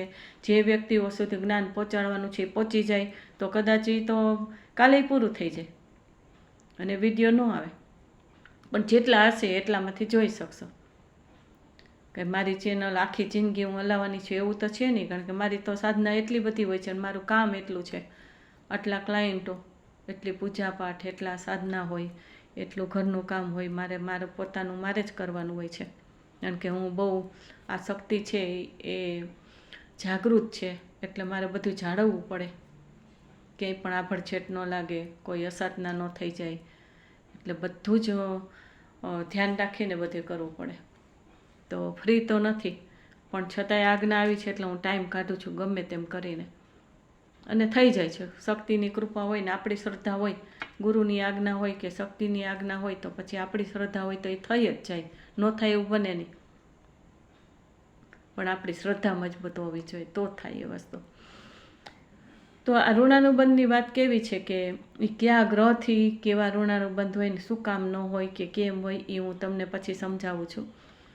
પણ ઋણાનુબંધ મેં પહેલાં તમને ભગવાનનો દાખલો આપી દીધો કે ખરાબ ઋણાનુબંધ એટલે કે કોઈ પણ જન્મમાં એની સાથે માણસને માથાકૂટ થઈ ગઈ હોય ત્યારે ભગવાન હોય કોઈ પણ તો એની સાથે ખરાબ ઋણાનુબંધ હોય એ તો જ્યારે તીર્થંકર પરમાત્મા થાય ત્યારે એ માફ કરી દે. પણ પહેલાં તો સામાન્ય રીતે માણસ હોય ત્યાં સુધી તો એ માફ ન કર્યું હોય અને એકબીજાને સામસામું કંઈ થઈ ગયું હોય તો એ છેલ્લા જન્મમાં પણ એ ભેગા થાય અને એ ઋણાનું બંધ હોય એ પૂરા કરવા જ પડે, સારા હોય કે ખરાબ હોય. તો આ મારી દેવશક્તિની મેં તમને વાત કરી. બીજી વ્યક્તિઓ જે છે એની પણ તમને વાત કરેલી છે કે એ વ્યક્તિઓ પણ મારી ઋણાનું બંધવાળી છે. તો હજી આમાં ઋણાનું બંધવાળી હશે એ મને કેવી રીતના મળશે? કદાચ નહીં મળવાની હોય તે પરોક્ષ રૂપે પણ એ મારા વિડીયો જોશે અને એને જ્ઞાન, એટલે કે જેને તકલીફ છે અથવા તો સારું કરવું છે, સારું નરસું જે કાંઈ છે, પણ એ કંઈક એમાં પ્રગતિ કરશે ને એને શાંતિ મળશે, એટલી મને ખબર છે. તો એ જ્યારે પૂરું થશે ત્યારે કાચી સેકન્ડમાં આ વસ્તુ પૂરી થઈ જશે અને આ ચેનલ 1000 સબસ્ક્રાઈબર નહીં થાય ને વોચ ટાઈમ નહીં થાય તો એ પહોંચી જશે તો એ વહેલું પૂરું થઈ જશે. અને કાં મારે આ 1 વર્ષમાં વાત છે કે આ યુટ્યુબનો નિયમ છે કે 1 વર્ષમાં 365 દિવસમાં 1000 સબસ્ક્રાઈબર થવા જોઈએ અને 4000 કલાકનો વોચ ટાઈમ થવો જોઈએ તો એ વધારે આગળ ચેનલ પ્રગતિ કરે. હજી મારા ન મળે તો વાત છે. બાકી મને જ કાંઈ મોહ નથી કે આ યુટ્યુબમાં હું કાંઈ આગળ વધી જાઉં કે યુટ્યુબર બની જાઉં કે એનાથી મને પૈસા મળી જાય. બધું સારું જ છે, કાંઈ એવું જરૂર નથી. નામના એટલી જ છે અને મારું જ્ઞાન તો ઠેક ઠેકાણે પહોંચે જ છે. આટલા ક્લાયન્ટો છે, નથી પૈસાની કોઈ તકલીફ. એટલે એવી કોઈ અપેક્ષા રાખીને આ ચેનલમાં તમને કોઈ વસ્તુ કરવાનું નથી કહેતી, પણ ઋણાનું બંધ મારે પૂરા કરવાના છે. પરોક્ષ રૂપે પણ એ વ્યક્તિઓ સુધી પહોંચાડવાનું છે અથવા તો એ પ્રત્યક્ષ રૂપે મારી સામે જો એ રીતના ઋણાનું બંધ હશે તો પ્રત્યક્ષ રૂપે તમે બધા પરિચયમાં આવ્યા, જે મારા ક્લાયન્ટો છે, ભક્તજનો છે, સ્વજનો છે, એ બધા પરિચયમાં આવ્યા એમ પરિચયમાં આવશે. તો આ મારી વાત તમને જે કરું છું એના ઉપરથી તમને ઋણાનું બંધ શું છે એ તમને ખબર પડે. આજે મેં ઋણાનું બંધનો ટોપિક લીધો છે કે ઘણીવાર આપણે કંટાળી જતા હોય ને, સારા ઋણાનું બંધ હોય ને સારા સંબંધ હોય ત્યાં સુધી તો બહુ મજા આવે કે અમારે તો બહુ, અમે તો બધે જતું કરી દઈ, અમારે તો આની સાથે બહુ સારું, અમારે તો બધાય સાથે સંબંધો સારા, આપણે એમ બોલતા હોય. પણ જેવો ગ્રહના પ્રભાવ પડે ને ત્યારે ગમે તેવી ભલભલો માણસ હોય ને એના સ્વભાવ બદલી જાય છે. તો હું તમને આ ઋણાનું બંધની સાથે મારી ચેનલની ને મારા ઋણાનું બંધવાળાની વાત કરું છું. ભગવાનને દાખલા આપ્યા, ગુરુ શિષ્યને દાખલા આપ્યા, સારા નરસાઈ તમને દાખલા આપ્યા. વિડીયો લાંબો થશે પણ જ્યારે તમે ફ્રી થશો ત્યારે આ વિડીયો સાંભળશો એટલે તમને આખા જીવનની ટેકનિક, એટલે કે વ્યક્તિ અને વસ્તુ સાથે જે ઋણાનું બંધ છે એને કેમ પૂરા કરવા, કેમ ક્ષમતા ભાવ રાખવો અને ભગવાનને એવી પ્રાર્થના કરવાની કે મને ક્ષમતા રહે. કોઈની સાથે કાંઈ પણ ઋણાનું બંધ હોય, સારા હોય તો ઘણીવાર આપણે કંટાળી જાય. ઘણીવાર બહુ માણસો આપણી આગળ આવ્યા કરે તો આપણે થાકીને જ જતા. મારે જ કરવું પડે છે કે રૂબરૂ અહીંયા મને હમણાં ટાઈમ નથી મળતો તો એપોઇન્ટમેન્ટ બહુ જ જરૂર હોય ને તો જ હું રૂબરૂ એપોઇન્ટમેન્ટ આપું. બાકી બધું ઓનલાઈન ફોન ઉપર જ ચાલે છે, કેમ કે ટાઈમ જ નથી 2-3 કલાક બેસવાનો. ફોન ઉપર જેના જે પ્રશ્નો હોય કોઈકને અડધી કલાક એ સમજાય છે, પણ અહીંયા બેઠા હોય તો શાંતિથી બધા બેઠા હોય, મારી વાત કરતી હોય ને સમજાવતી હોય તો 3 કલાક તો ક્યાંય હોય છે. તો ઘણીવાર એવું બને કે બહુ ઋણાનું બંધ સારા હોય ને તોય એને હેન્ડલ કરવા અઘરા હોય છે. ખરાબને તો અઘરામાં અઘરા જ છે, માથાનો દુખાવો. પણ આપણે ક્ષમતા ભાવ રાખવો પડે અને એ ક્ષમતા ભાવ ન હોય તો શું કરવું પડે? ઘણાને ઉગ્ર સ્વભાવ હોય, ઉત્પાત્યા હોય, ઉતાવળા હોય અને ઝઘડાળુ સ્વભાવ હોય, પોતાથી સહન ન થતું હોય, કેપેસિટી બહાર જતું હોય, કોઈ વ્યક્તિ કે વસ્તુ માટે એટલી બધી વસ્તુ હોય પછી આપણે એને સાચવી ન શકતા હોય અથવા તો વ્યવસ્થિત રાખી ન શકતા હોય. અમુક સમયે આપણે બધી વસ્તુને ઘરને સરખું કરવાનું હોય ત્યારે એમ થાય કે આટલી બધી વસ્તુ કંટાળી જાય માણસ. ન હોય તો જોતું હોય અને પુણ્યને પ્રભાવે કે એ વસ્તુ મળેલી છે તો કંટાળો આવી જાય. એવી રીતના વ્યક્તિમાં પણ એવું થાય કે એ વ્યક્તિઓ જ્યારે આપને મળે ને ત્યારે આપને બહુ વ્યક્તિઓ આવવા માંડે ને તો કંટાળો આવે કે આ તો આખો દી આવ્યા જ કરે, નવરા જ નથી પડવા દેતા. આડોશ પાડોશમાં પરિવારમાં ઘણીવાર એવું થાય ને કે આપણે પછી એમ થાય કે હવે શાંતિ મળે ને કલાક સુવા દે ને તો સારું, એવું માણસને થઈ જાય. તો આ ઋણાનું બંધ છે એ ઋણાનું બંધને પૂરા કરવા માટે આપણે કેટલી મહેનત કરવી પડે છે. અને જેને ઓછા જન્મ હોય એને તો જે જન્મમાં જે વ્યક્તિઓ મળેલી હોય એની સાથે ઋણાનુબંધો એ પૂરા કરી લે તો વધારે સારું. આજે હું મહેનત શું કામ કરું છું કે ઓછા જન્મ અને દેવશક્તિની આજ્ઞા કે તું પૂરા કરી લે, પછી બીજા જન્મમાં તો એ વ્યક્તિ મળશે કે નહીં મળે. મારું મૃત્યુ થાય તો એનું મૃત્યુ થાય એવું જરૂરી નથી, અથવા તો મારું ઋણાનુબંધ છે એ વ્યક્તિનું મૃત્યુ થાય તો મારી તરફ થાય ને અમે એક જ જગ્યાએ જન્મીને એક જ જગ્યાએ મળી જાય એવું પણ નથી હોતું. તો છે સામે અને શક્તિને ખબર છે તો હું ઋણાનુબંધ પૂરું કરવા માટે આ ચેનલમાં વિડીયો મૂકવા માટે ગમે એટલી મહેનત પડે. આમાં કેટલો ટાઈમ કાઢવો પડે ખબર તમને? જે કરતા હોય એને ખબર હોય કે યુટ્યુબમાં પોતાની ચેનલ હોય એને ખબર હોય કે આ વિડીયો બનાવી એને અપલોડ કરવા, એમાં ડિસ્ક્રિપ્શનમાં એટલું લખવાનું, એનું ટાઇટલ લખવું, ટેક્સ્ટ લખવા, એના નિયમનું પાલન કરવું, રોજ કંઈક નવા નિયમ આવતા હોય અને એટલું કરો ત્યારે એ તમારા વિડીયો વાયરલ થાય અને જે એની સિસ્ટમ છે એ પૂરી થાય. 4000 કલાક વોચ ટાઈમ ને સબસ્ક્રાઈબર જે પણ કહીએ વ્યુઅર્સ એટલા જોઈએ. પણ મારું તો મકસદ એક જ છે કે આજ્ઞાનું પાલન, અને એમાં ઋણાનુબંધવાળા અત્યારે મળી જાય તો હું અત્યારે આ મૂકી દઉં ચેનલ. પછી કોઈને જ્ઞાન આપવું એ વસ્તુ અલગ છે કે મને જ્યારે અનુકૂળતા હોય ત્યારે હું વિડીયો બનાવું, અથવા તો તમે કોઈ લખો કે ભાઈ અમારા માટે આવા વિડીયો બનાવો, અમારે આ તકલીફ છે, અથવા તો અમારે આવું સારું જાણવું છે. બધાની તકલીફ જ હોય એવું નથી હોતું, તકલીફ તો હોય જ છે, પણ છતાંય સારું જાણવાની જિજ્ઞાસા હોય તો તમે કમેન્ટમાં લખો. અને હા, બીજું ખાસ વચ્ચે એ કહી દઉં કે મારા વિડીયો જે વોટ્સએપ ગ્રુપવાળા જોવે છે, ભક્તજનો, ક્લાયન્ટો જેટલા મારા વોટ્સએપ ગ્રુપ છે, તો એ મોટી એક ભૂલ કરે છે કે એ લાઈક નથી કરતા અને મને વોટ્સએપમાં લાઈક કરે છે. વોટ્સએપમાં ભલે તમે લાઈક કરો, પણ જરૂર અત્યારે આપણે શેમાં છે? વોટ્સએપમાં નથી, યુટ્યુબમાં છે. તો તમે વિડીયો જોવો છો એમાં લાઈક કરો, એમાં તમે કમેન્ટમાં લખો કે તમે કયા ગામથી તમે વિડીયો જોઈ રહ્યા છો, કે તમારા શું ભાવ જાગે છે, કાંઈક તો તમે લખો. એટલી તો તમે ઋણ મુક્તિ કરો. જોઈ લીધું ને લોકો કે લાઈક કરી દીધું, વોટ્સએપમાં કરી દીધું, અમુક કાયમી કરે છે, તો તમે કેમ સિરિયસ ન થઈ શકો? જેટલા ઋણાનુબંધવાળા છો ને જેટલા જોવો છો, તમને કંઈક વિડીયો મારા કામના છે, તમે યુટ્યુબમાં લાઈક કરશો એટલે કાંઈ તકલીફ થઈ જાય એવું ન હોય. એમાં તમને બધા ઓળખી જાય ને પાછળ પડી જાય એવું કોઈ આમાં સિસ્ટમ ન હોય. તમે ખાલી એટલું તો લખો કે કયા ગામથી જોવો છો એટલે તમારી હાજરી ગણાશે અને એમ લાગશે કે ના, આ ચેનલ જે છે એમાં લોકોને ઉત્સાહ છે. અને તમારો ઉત્સાહ હશે કે તમારી કમેન્ટ હશે કે આવા વિડીયો બનાવો, કે અમારે આવું સાંભળવું છે, તો મને આજ્ઞા આવશે તો એવા વિડીયો પણ બનાવીશ.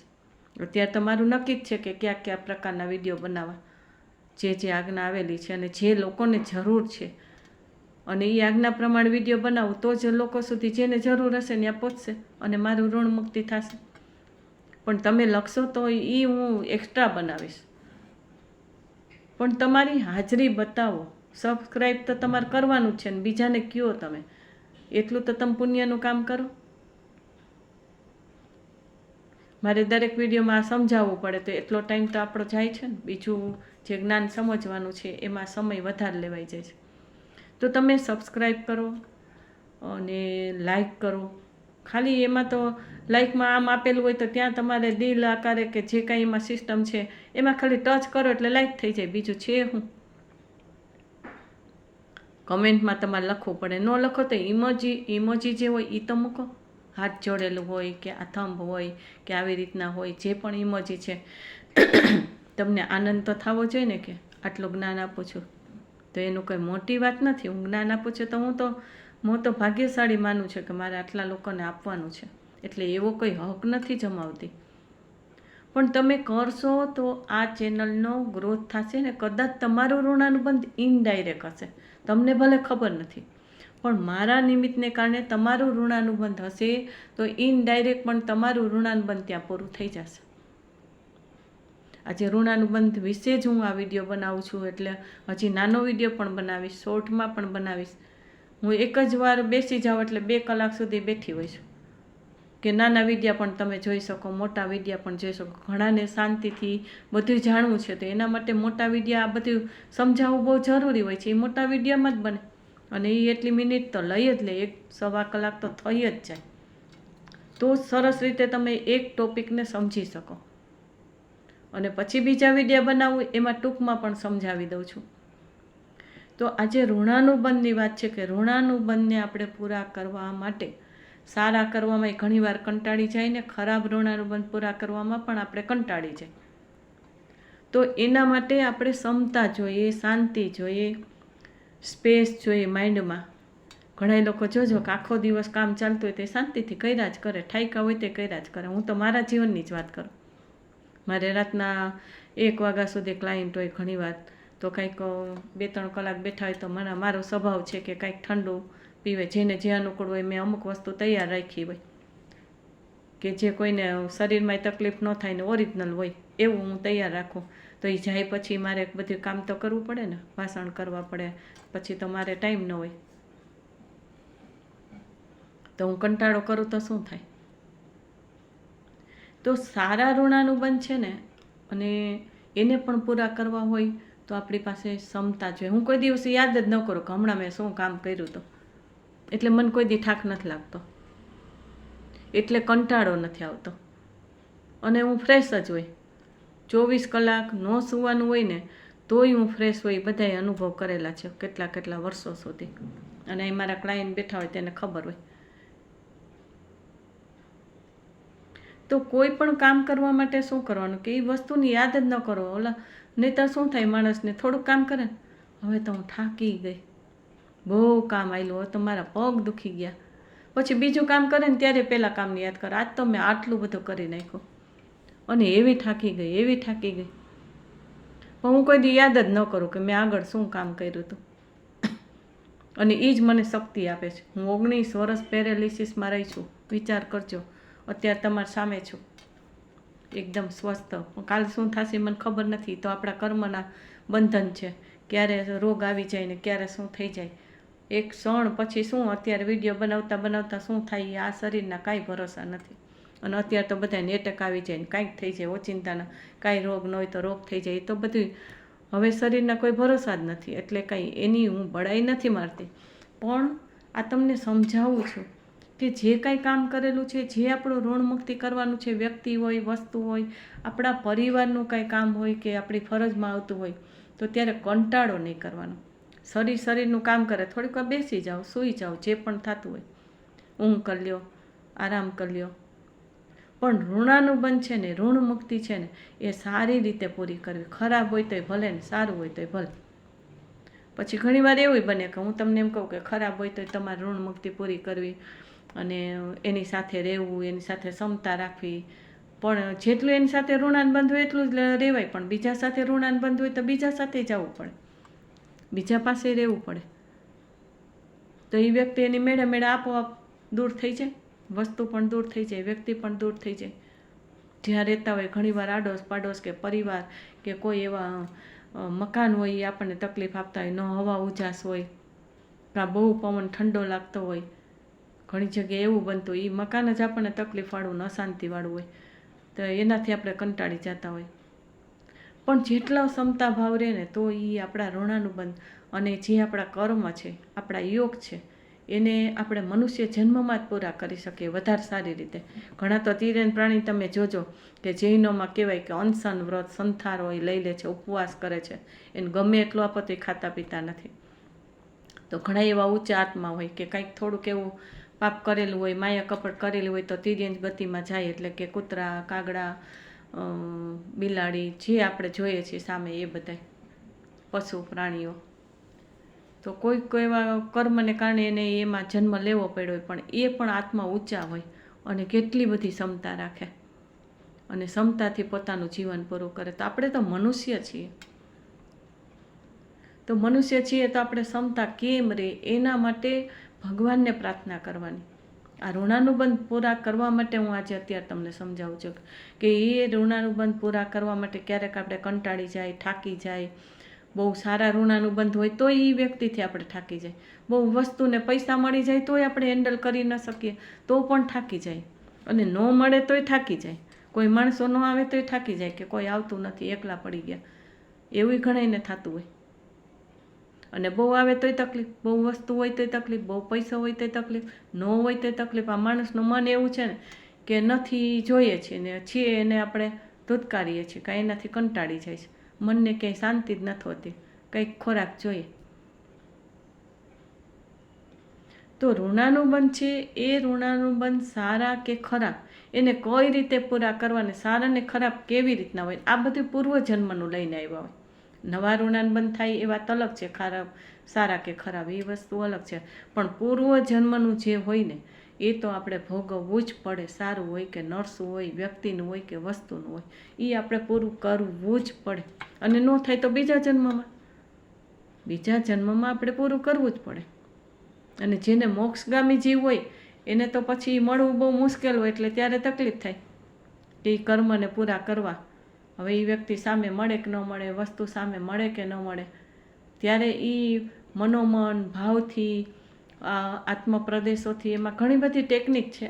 સાધના દ્વારા પણ એ પૂરું થાય છે, ભાવથી પણ પૂરું થાય છે. ચારે ગતિના જીવો હોય, આપણે ન મળ્યા હોય અને આપણે જ્ઞાન થઈ ગયું કે આ વ્યક્તિ કે આ વસ્તુ કે આ પ્રાણી કે આ પશુ સાથે ઋણાનુબંધ છે ને એ વ્યક્તિ અહીંયા નથી પણ એ બીજે છે, તો જ્ઞાની હોય એને દેખાય અમુક.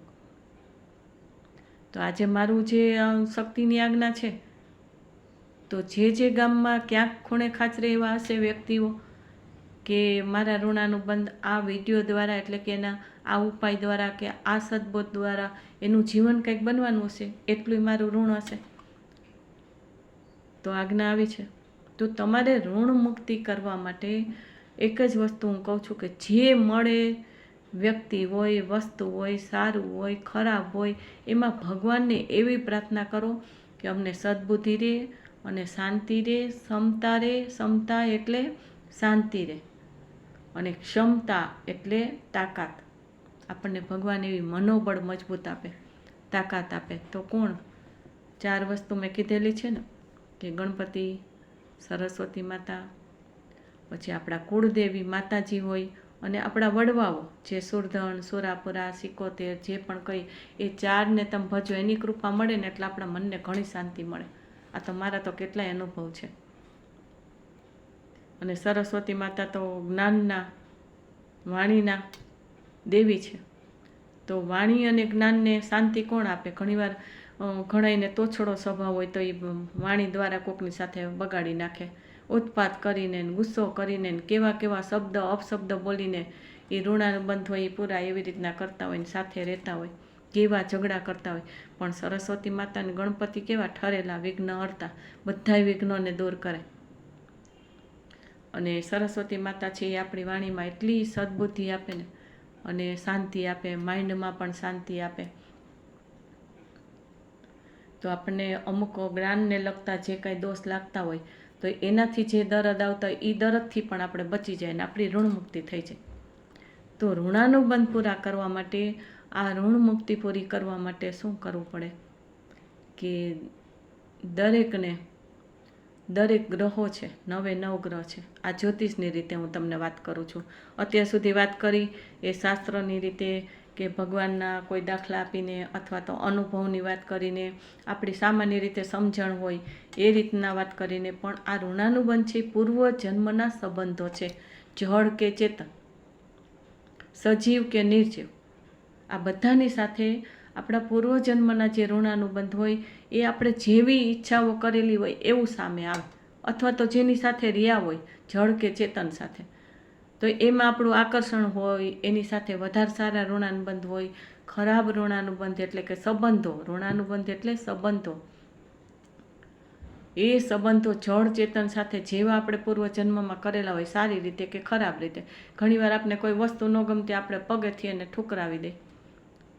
ઘણીવાર કપડાં આપણે કલરમાં ન ગમતા હોય કે અમુક પેટર્નમાં ન ગમતા હોય, અમુક ડિઝાઇન ન, આ મારે ગમતું જ નથી અને બીજાને જ ગમતું હોય, તો એ વસ્તુ કે વ્યક્તિ ખરાબ નથી, પણ આપણા વિચાર, આપણી ચોઈસ અને આપણો સ્વભાવ, એના કારણે એ ખરાબ અને સારું થઈ જાય.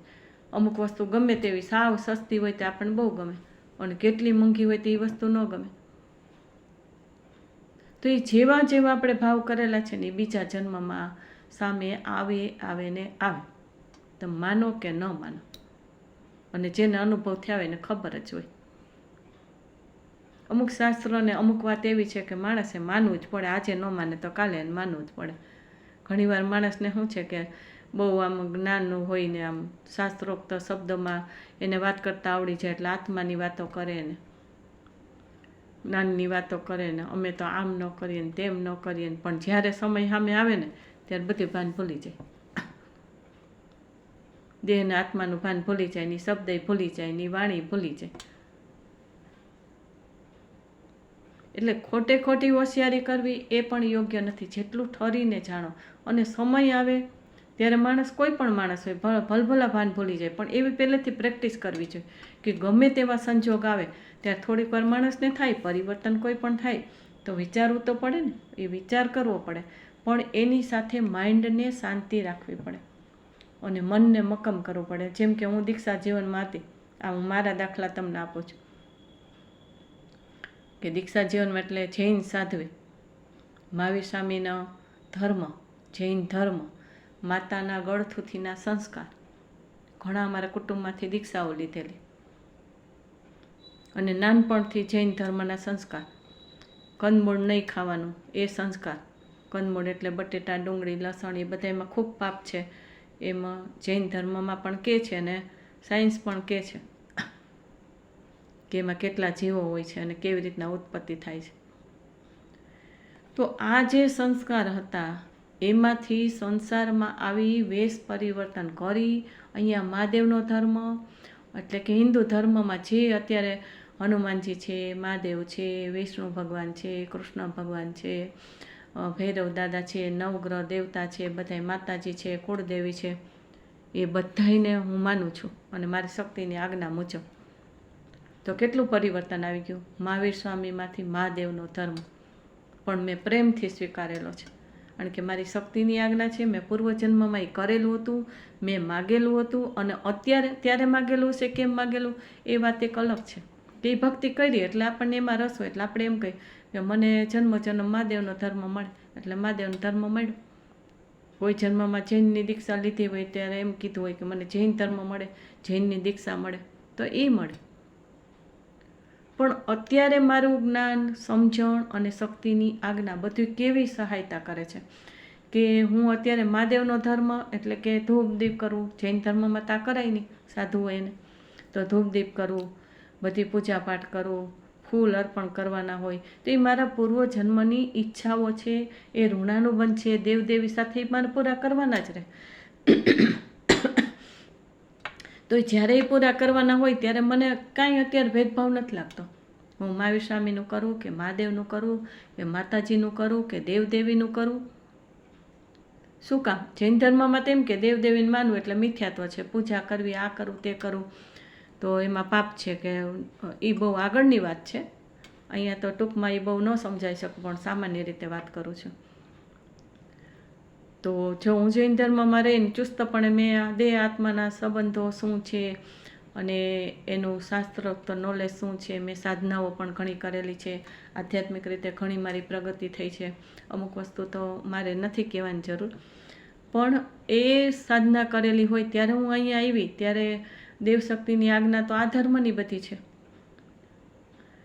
તો હું એમ વિચારું ને રોવા બેસું કે મારે તો હવે આ ધર્મનું કરવાનું, હું તો જૈન ધર્મ પાળતી હતી, અહીંયા મારે આ એકટાણા કરું તો મારે આ ડુંગળી, બટેટા, લસણ કે જે પણ આજ્ઞા આવે, કંદમૂળ ટૂંકમાં એ ખાવાની વાત આવે તો મારે ખાવું પડે છે કે મારે રસોઈ બનાવવી પડે છે કે મારે આ કામ કરવા પડે છે. તો એ જૈન ધર્મમાં તો હું બધાને સમજાવતી કે તમે રસોઈ કરો કે શાક સુધારો તો એમાં જીવ હોય એક એક બીજમાં કે પાને પાને, તો કેવી રીતના તમારે શું મંત્ર બોલવા, અને મારે જ કરવાનો વારો આવ્યો. પછી હું રોઉં તો, અને બધા આવે ત્યાં રોદડા જ રોયા કરું કે અરે મારે તો ત્યાં દીક્ષામાં હતી તો આટલું ત્યાં ધર્મ કરતી ને અહીંયા તો હવે મારે આ સંસારમાં પાપ કર્મ કરવું પડે જ ને, આમ કરવું પડે જ ને.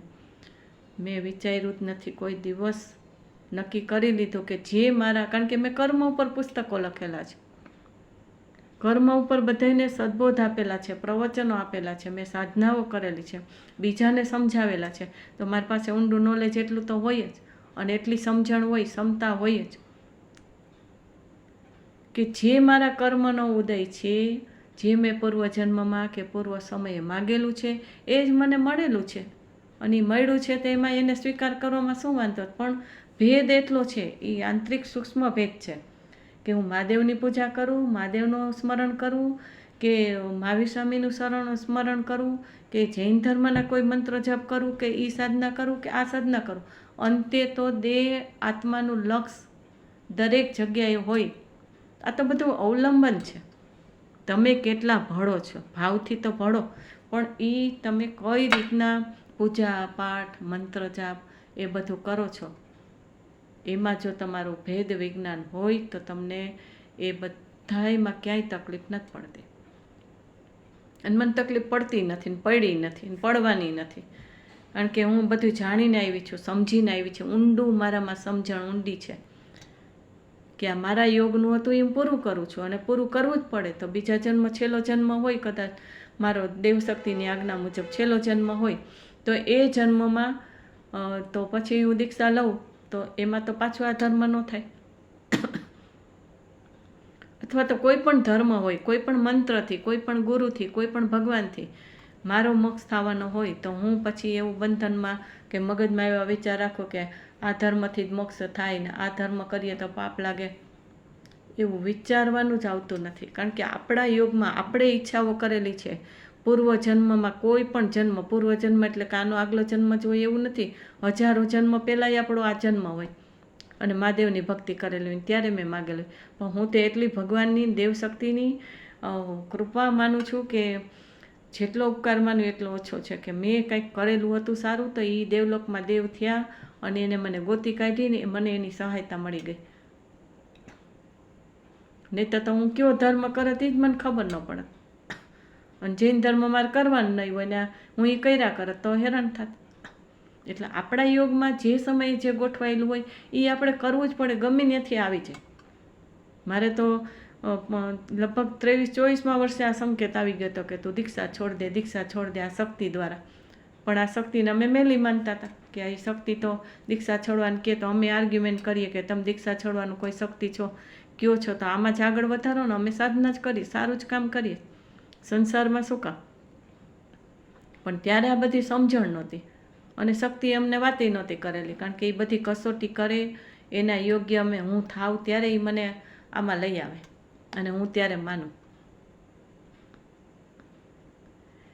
તો આ વાત તો મને કેટલાય વર્ષો પહેલાં આવી ગઈ હતી અને ત્યારે મારે છોડવું નહોતું, છતાંય છોડ્યું. તો એ ધીમે ધીમે ધીમે કરતાં એવી કેપેબલ બની ગઈ હું માનસિક રીતે કે ના મને, અને જે મેં જ્ઞાન આપેલું બધાને, પુસ્તકો લખેલા, એટલે કર્મની સમજણ આવી ગઈ કે ભાઈ એવું નથી કે જૈન ધર્મમાં હોય તો જ મોક્ષે જાય. 15 ભેદે સિદ્ધ કીધા. કોઈ પણ બીજા ધર્મનું કરતા હોય તો એમાંથી પણ આત્મજ્ઞાન થઈ જાય અને ત્યાં પણ એનો જન્મ પૂરો થવાનો હોય તો મોક્ષે જાય. એવું નથી કે જૈન ધર્મનો જ દીક્ષા લે અને જૈન ધર્મનું કરે તો જ મોક્ષે જાય. એ શાસ્ત્રમાં વાત છે. જૈન ધર્મમાં હોય તો સૂક્ષ્મ રીતે કરે એટલે ઓછા પાપ બાંધે એમ, પણ બીજા ધર્મથી પણ મોક્ષે જવાય છે, ન જવાય એવું નથી.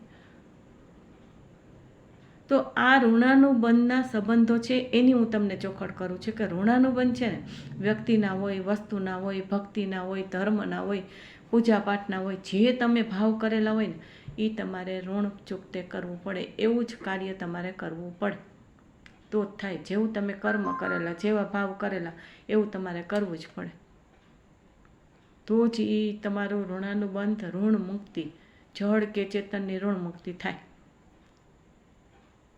તો હવે હું તમને એ સમજાવું છે કે આ જે કાંઈ સંબંધો છે એ નવગ્રહ સાથે દરેક વ્યક્તિઓ કેવી રીતના જોડાયેલ છે અને એ વ્યક્તિઓ આપણને કેવી રીતના સારી નરસી મળે. જેમ 2 ગ્રહથી કાલસર્પદોષ, પિતૃદોષ, વાસ્તુદોષ ઘણું મેં તમને સમજાવ્યું છે. વિષ યોગ, અંગારક યોગ, રાજયોગ. તો સૂર્ય, ચંદ્ર, મંગળ, બુધ, ગુરુ, શુક્ર, શનિ, રાહુ, કેતુ આ બધા 9 ગ્રહ છે. તો જો કુંડળીમાં એ ગ્રહ સારા નરસા કઈ સ્થિતિમાં છે એ પ્રમાણે આપણને સુખ અને દુઃખ મળે છે. પણ એ આપણું પૂર્વજન્મનું કર્મ, પુણ્ય અને પાપ. અહીં આપણે ગ્રહની સ્થિતિ કહીએ કે ઉચ્ચ છે ને નીચ છે ને ભારે છે ને હળવો છે ને વીક છે આ ગ્રહને, આ ગ્રહ સારો છે એને આપણે જ્યોતિષની રીતે કહીએ, પણ આખર તો પુણ્ય અને પાપ જ છે. તો સૂર્ય ગ્રહ છે એનું પિતા, આ ગ્રહ સારા હોય તો એની સાથે લેણું હોય, પિતા હોય તો, અથવા તો પુરુષને લગતી કોઈ વ્યક્તિ હોય, પરિવાર પૂરેપૂરો હોય એની સાથે લેણું હોય, તો સૂર્ય ગ્રહ સારો હોય તો જ તમને એ વ્યક્તિઓથી લેણું મળે.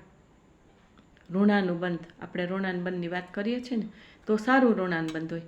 સૂર્ય ગ્રહ તમારો વીક હોય, નબળો હોય તો તમને એ ઋણાનુબંધ સારું ન હોય, જસ ન મળે. એવું તો ઘણું બધું છે, પણ આ તો અત્યારે હું તમને વ્યક્તિને વસ્તુની વાત તો છે, પણ વ્યક્તિની વાત કરું છું, સંબંધોની વાત કરું છું કે સંબંધોનું ઋણાનુબંધ. અને વસ્તુઓ પણ આ ગ્રહોના એક ધાતુ સાથે, એક તત્વ સાથે જોડાયેલું છે કે કયા તત્વ સાથે આપણા શરીરમાં એ તત્વનું આપણને કેમ તકલીફ થાય, કે એસિડિટી થઈ જાય, ઘણાને ઠંડી લાગવા માંડે, પૃથ્વી, પાણી, અગ્નિ, વાયુ, વનસ્પતિ આ બધા તત્વ છે, તો એ પણ ગ્રહો સાથે જોડાયેલું છે કે પૃથ્વી તત્વ કોના કઈ રાશિ પ્રમાણે, કયા ગ્રહ પ્રમાણે કોને વાયુ થઈ જાય, ગેસ થઈ જાય, એસિડિટી થઈ જાય, બધું એમાં જોડાયેલું જ છે. પણ એ તો બહુ લાંબો વિડીયો થઈ જાય અને એ વાત એક અલગ છે. તો ચંદ્ર છે તો કે માતા, બેન, દીકરી એની સાથે જોડાયેલો છે. જો તમારો ચંદ્ર સારો હોય તો બધા સાથે ઋણાનુબંધ સારું હોય, નહીં તો મા દીકરી હોય તો માતા સાથે ન પડે. અને માતાનું મોત પણ દીકરીથી થાય, અને દીકરીનું મોત માતાથી થાય, આવું બની શકે. એટલે ચંદ્ર છે એ માતા, સ્ત્રીઓથી જોડાયેલું છે. સૂર્ય છે એ સૂર્ય ગ્રહ પુરુષથી જોડાયેલ છે. પછી મંગળ ગ્રહ છે તો એ ભાઈ બહેનોથી જોડાયેલું છે. મંગળ ગ્રહ ખાસ કરીને ભાઈઓ સાથે વધારે લેણું કે દેણું કે કેમ સારું નરસા સંબંધ. જો મંગળ સારો હોય તો અગ્નિથી જોડાયેલું હોય, એના કાર્ય જે હોય એનાથી પણ જોડાયેલું હોય. મંગળ જો ઉગ્ર હોય તો એ તમને તકલીફ આપી દે. પછી બુધ ગ્રહ છે, આ ટૂંકમાં થોડુંક સમજાવું છું અત્યારે.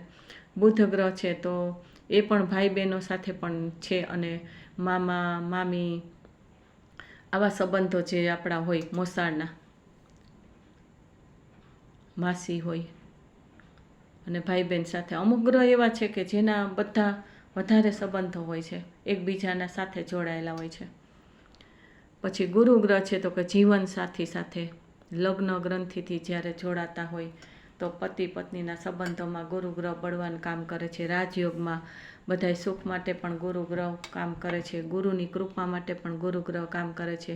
જીવન સંગીની એની સાથે જો ગુરુ સારો હોય તો ડાયવોર્સ જલ્દી નથી થતા, ડિસિઝન લેવામાં સારું પડે છે, અને પતિ પત્નીના સંબંધોમાં સારું પડે છે. મેરેજ જલ્દી થઈ જાય છે, મેરેજમાં મોડું નથી થતું, વિઘ્ન નથી આવતા.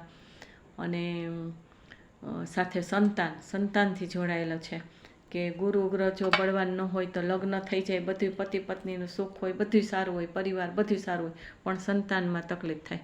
કાં ખોડખાપણવાળા આવે તો બીજા ગ્રહ જોડાયેલા, પણ સંતાન ન થાય જલ્દીથી. તો એના માટે ગુરુ ગ્રહ છે એને બળવાન કરવો પડે. એની પૂજા ભક્તિ તો વિષ્ણુ ભગવાન હોય, ગુરુ હોય, એની પૂજા ભક્તિ મેં અમુક વસ્તુમાં એક ગ્રહનું જ્યારે આવ્યું ત્યારે સમજાવેલું છે જ. તો ગુરુ ગ્રહને બળવાન કરવા માટે એક વિડીયો પછી એના માટે બનાવવો પડશે કે 9 ગ્રહ છે તો એનું ઋણાનુબંધ હોય તો આપણે સારું ઋણાનુબંધ છે કે ખરાબ ઋણાનુબંધ છે. તો સારું હોય તો એને વિશેષ સરસ કરવા માટેને એ ઋણમુક્તિ માટે કેમ કરવું, અને ખરાબ ઋણાનુબંધ હોય તો એ ઋણમુક્તિ પણ કેમ કરવી, એના વિશે એક વિડીયો હજી બનશે. આ તો ટૂંકમાં અત્યારે જણાવો. શુક્ર છે તો શુક્ર છે કે મિત્ર છે, દોસ્તાર છે, સહેલીઓ છે, અને શુક્રથી બધું આપણે વૈભવ સુખ મળે છે. પછી દાંપત્ય જીવનમાં પણ સારા સંબંધો શુક્રને બળવાન હોય તો શુક્ર સંબંધથી આપણને સુખ મળે છે. એટલે પતિ પત્નીના સંબંધોમાં ક્યારેય નીરસતા નથી આવતી, જે વિદ્ય બળ કહીએ. શુક્રથી સેક્સ્યુઅલ સંબંધો સારા રહે. નહીં તો શુક્ર બરાબર ન હોય તો એ સંબંધો પતિ પત્ની હોવા છતાં કે બીજી રીતે કોઈ પણ રીતે એમાં કંઈ બરાબર ન હોય. તો શુક્ર ગ્રહ છે એ વિવાહિત જીવન માટે પણ ખૂબ ઉપયોગી છે. વૈભવ સુખ માટે પણ શુક્ર બળવાન હોય તો વૈભવ સુખ બધી જાતનું મળે છે. એટલે આ ટૂંકમાં જ અત્યારે વાત કરું છું. પછી શનિ શનિ છે તો એ પણ સાસુ સસરા પિતા સાથે જોડાયેલું છે, પુત્ર પુત્રી સાથે જોડાયેલું છે. અને શનિ ગ્રહ છે દરેક કર્મથી કોઈ પણ ઋણાનુબંધ હોય તો એના સારા નરસા ફળ આપણને આપે છે. આની સાથે ન જામવા દે, આમાં વિઘ્ન આવે છે. તો એ સંબંધોમાં પણ ઋણાનુબંધ પૂરા કરવામાં પણ વિઘ્ન આવે. સામે વ્યક્તિ હોય તો આપણે એની સાથે બોલી ન શકતા હોય તો એ ઋણ મુક્તિ આપણે ન કરી શકતા, એમાં આપણો શનિ ભારે હોય તો વિઘ્ન આવે છે. પછી રાહુ છે તો દાદા દાદી એટલે કે કુટુંબિક જે સુખ મળવું જોઈએ, કુટુંબની સાથે સંબંધો સારા હોય, અથવા તો એ ઋણાનુબંધ હોય તો આપણા સરસ રીતે પૂરા થાય. રાહુ સારો હોય તો, રાહુ તો જો કે ચડતી પડતી કરાવે જ છે. પછી કાકા હોય, ફૈબા હોય, કાકા ફૈબા ભાઈજી હોય, એટલે કુટુંબ પક્ષે જે હોય, પિતાના પક્ષે જે હોય, દાદા દાદી, એ પક્ષે જે કોઈ આપણા સંબંધો હોય એમાં આપણને આપણો એ રાહુ સારો હોય તો એની સાથે આપણે સંબંધો અને વારસાગત લેણું પણ નીકળે, એનો વારસો બધો આપણને મળે, એવું પણ બની શકે. પછી કેતુ છે તો નાના મોસાળ પક્ષે, નાના નાનીના પક્ષે, કે એમાં પણ મામા મામી હોય, માસી હોય, મોસાળના જે વ્યક્તિઓ હોય એ સંબંધોમાં આપણે લેણું નીકળે મોસાળ પક્ષે. અને એ આપણા ઋણાનુબંધ હોય તો જ આ બધું લેણું નીકળે. દરેક હું સંબંધો કહું છું એ સારા ઋણાનુબંધ હોય ને તો સારું લેણું નીકળે. તો એ સારો ગ્રહ હોય ને તો જ આપણને એ સારી પરિસ્થિતિમાં લઈ જાય, સંબંધો સારા રખાવે. અને ખરાબ આપણો હોય તો એની સાથે આપણે કંઈક ને કંઈક અણબનાવ બને. પણ સમજણ હોય, સાચી સાધના હોય, સાચું જ્ઞાન હોય અને સંસ્કાર સુસંસ્કાર હોય માતા પિતાના કે કોઈ પણના, તો એ શું છે કે એ ગ્રહ ગમે તેવો હોય પણ એ ધીમે ધીમે એના ઉપાય કરતાં સમજણથી ઋણાનુબંધ પૂરા કરી નાખે, એવું બની શકે. તો આ બધા રાહુ કેતુ, સૂર્ય ચંદ્ર મંગળ બુધ ગુરુ શુક્ર શનિ રાહુ કેતુ, આ બધાય સંબંધો માટે બધાય ગ્રહો છે ને એ જવાબદાર હોય છે. પણ એ ગ્રહો જવાબદાર હોય પણ એ ગ્રહોને લગતું આપણે સંબંધ હોય, કાર્ય હોય, દાન પુણ્ય હોય, કાંઈ પણ જીવનમાં સારું કરેલું હોય ને તો એ ગ્રહ આપણા કુંડળીમાં સારા હોય, નહીં તો ખરાબ હોય. જે કાલસર્પ દોષ ને બધા દોષમાં મેં સમજાવેલું છે કે ગ્રહો બે યુતિ થતી હોય ને ભારે ગ્રહ હોય તો શું તકલીફ થાય, વાસ્તુ દોષ ને પિતૃ દોષ ને કાલસર્પ દોષ ને કેટલું બધું એમાં તકલીફ આપે છે. તો આના ઉપાય શું કે ઘણીવાર આપણે, હવે હું ટૂંકમાં જ અત્યારે વાત કરીશ કારણ કે વિડીયો હજી બહુ લાંબો થશે. તો આ ઋણાનુબંધ વિશે વાત કરી અને મારી ચેનલ વિશે પણ વાત કરી, મારા ઋણાનુબંધને પહોંચાડવા માટેની પણ વાત કરી, ભગવાનોની પણ વાત કરી, જે ભગવાનને જે માનતા હોય એની પણ સારા નરસા ઋણાનુબંધની વાત કરી કે કેમ ઋણ મુક્તિ કરે છે બીજા જન્મમાં પણ. અરે હું તો તમને એટલું જ કહું કે ભગવાન મહાદેવને વિષ્ણુ ભગવાન એકબીજાના પોતપોતાના ગુરુ માનતા. વિષ્ણુ ભગવાન છે મહાદેવને ગુરુ માનતા અને મહાદેવ છે વિષ્ણુ ભગવાનને ગુરુ માનતા. તો એની સેવા અને એને ગુરુ માનીને પણ જે કાંઈ કાર્ય કરેલું હોય તે એની ઋણ મુક્તિ માટે પણ સાથે રહેવા શું થાય છે કે હનુમાનજીનું સ્વરૂપ ધારણ કર્યું, 11માં રુદ્ર અવતાર એ વિષ્ણુ ભગવાનની સાથે રહેવા પણ એને ધારણ કરેલો મહાદેવે. આવા તો કેટલાય દાખલા છે કે મહાદેવને વિષ્ણુ ભગવાન કોઈ પણ જન્મમાં સાથે કેવી રીતના હોય છે. તો એ ઋણાનુબંધ ભગવાનના હોય, દેવદેવીના હોય, માણસના હોય, પશુ પક્ષીના હોય, વ્યક્તિના હોય, વસ્તુના હોય, જમીનના હોય, મકાનના હોય, કોઈ પણ ઋણાનુબંધ હોય તો જ તમારે લેણું નીકળે. સારું ઋણ હોય, સારા ઋણાનુબંધ હોય તો એ લેણું નીકળે અને ખરાબ હોય તો એ દેણું નીકળે અને એ આપણે સારી રીતે પૂરું ન કરી શકીએ. દેણું હોય તો દેણું ચૂકવવાનું, લેણું હોય તો લેવાનું છે અને દેણું હોય તો દેવાનું છે. પણ જ્યારે જે સમય આવે ત્યારે શું કરવાનું છે કે લેણું હોય તો આપણે ચૂકવી દેવાનું. ઘણીવાર એમ થાય કે આ તો આખી જિંદગીમાં જ લેણિયાતી છે. કામવાળા હોય કે સ્વજનો હોય કે આડોશ પાડોશ હોય, નાના બાળકો હોય તો પોતાના મા બાપ સાથે ન રહે પણ બાજુમાં પાડોશમાં જે વધારે રહેતા હોય ને પાડોશી જેને સાચવતા હોય તો એ લેણિયાતું કહેવાય બાળક. તો એ ગમે ત્યાંથી લેણ દેણના સંબંધો તમારા. ઘણીવાર તો તમે નથી જોતા કે કૂતરા હોય કે બિલાડી હોય કે પક્ષી હોય તો એને પણ ક્યારેક આપણો સ્વભાવ સારો હોય કે સંસ્કાર હોય તો એને કાંઈ તકલીફ થતી હોય તો આપણા દિલમાં દયા આવે તો આપણે ઘરે લઈ આવીને એને પાડીએ, એને સરસ રીતે વ્યવસ્થિત બનાવવા પ્રયત્ન કરીએ, ડૉક્ટરી ઈલાજ કરાવીએ તો એની સાથે પણ લેણું હોય.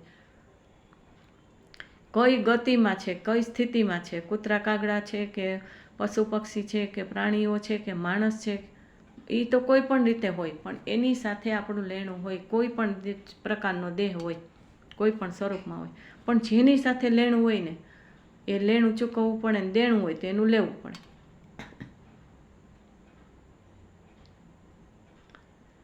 કોઈની સાથે લેણું હોય તો એની પાસેથી આપણે આગળ ગમે એટલો પૈસા હોય તો આપણે એના પૈસાથી જીવતા હોય એવું બને. આપણા પૈસા ન વાપરીએ, એના પૈસાથી જીવતા હોય. સામેની વ્યક્તિ સમજણવાળી હોય, એકબીજાને સારું લેણદેણના સંબંધ હોય તો એ સરસ રીતે પૂરું કરતા હોય. અને દેણું હોય તો આપણે ગમે ત્યાંથી એને ચૂકવવું પડે, સારી રીતે ખરાબ રીતે, જેવી રીતના આપણે દેણું કર્યું હોય, એનું લીધું હોય કોઈ પણ જન્મમાં તો આપણે દેવું જ પડે ને. પણ લેતી વખતે ને દેતી વખતે, ઋણ ચૂકવતી વખતે, લેણ અને દેણ બેય સંબંધોના, બેયના ઋણાનુબંધ પૂરા કરવા માટે લેતી વખતે આપણે સારું લાગે ને પણ દેતી વખતે ખરાબ લાગે અને ગુસ્સો આવે ને આપણે બોલ્યા કરીએ કે આ તો મારે કેટલું એને દેવાનું, પૂરું જ નથી થતું ને અમારે હું એના માટે જ કમાવાનું, કેવા કેવા માણસ શબ્દ બોલતા. પણ ભાઈ તે કોઈક જન્મમાં લીધું તો તું પૂરું કર, તો ક્ષમતા ભાવથી કર. અને જેવું તારું દેણું ચૂકવાઈ જાય તો એક સેકન્ડ એ તારી બાજુમાં નહીં રહે. એ વ્યક્તિ હોય કે પશુ પક્ષી હોય કે કોઈ પણ વસ્તુ હશે તો એક કાચી સેકન્ડ પણ આપણી બાજુમાં નહીં ઊભા રહે ને સામે આપણે ગમે એટલું દેશું ને તો એ નહીં લે.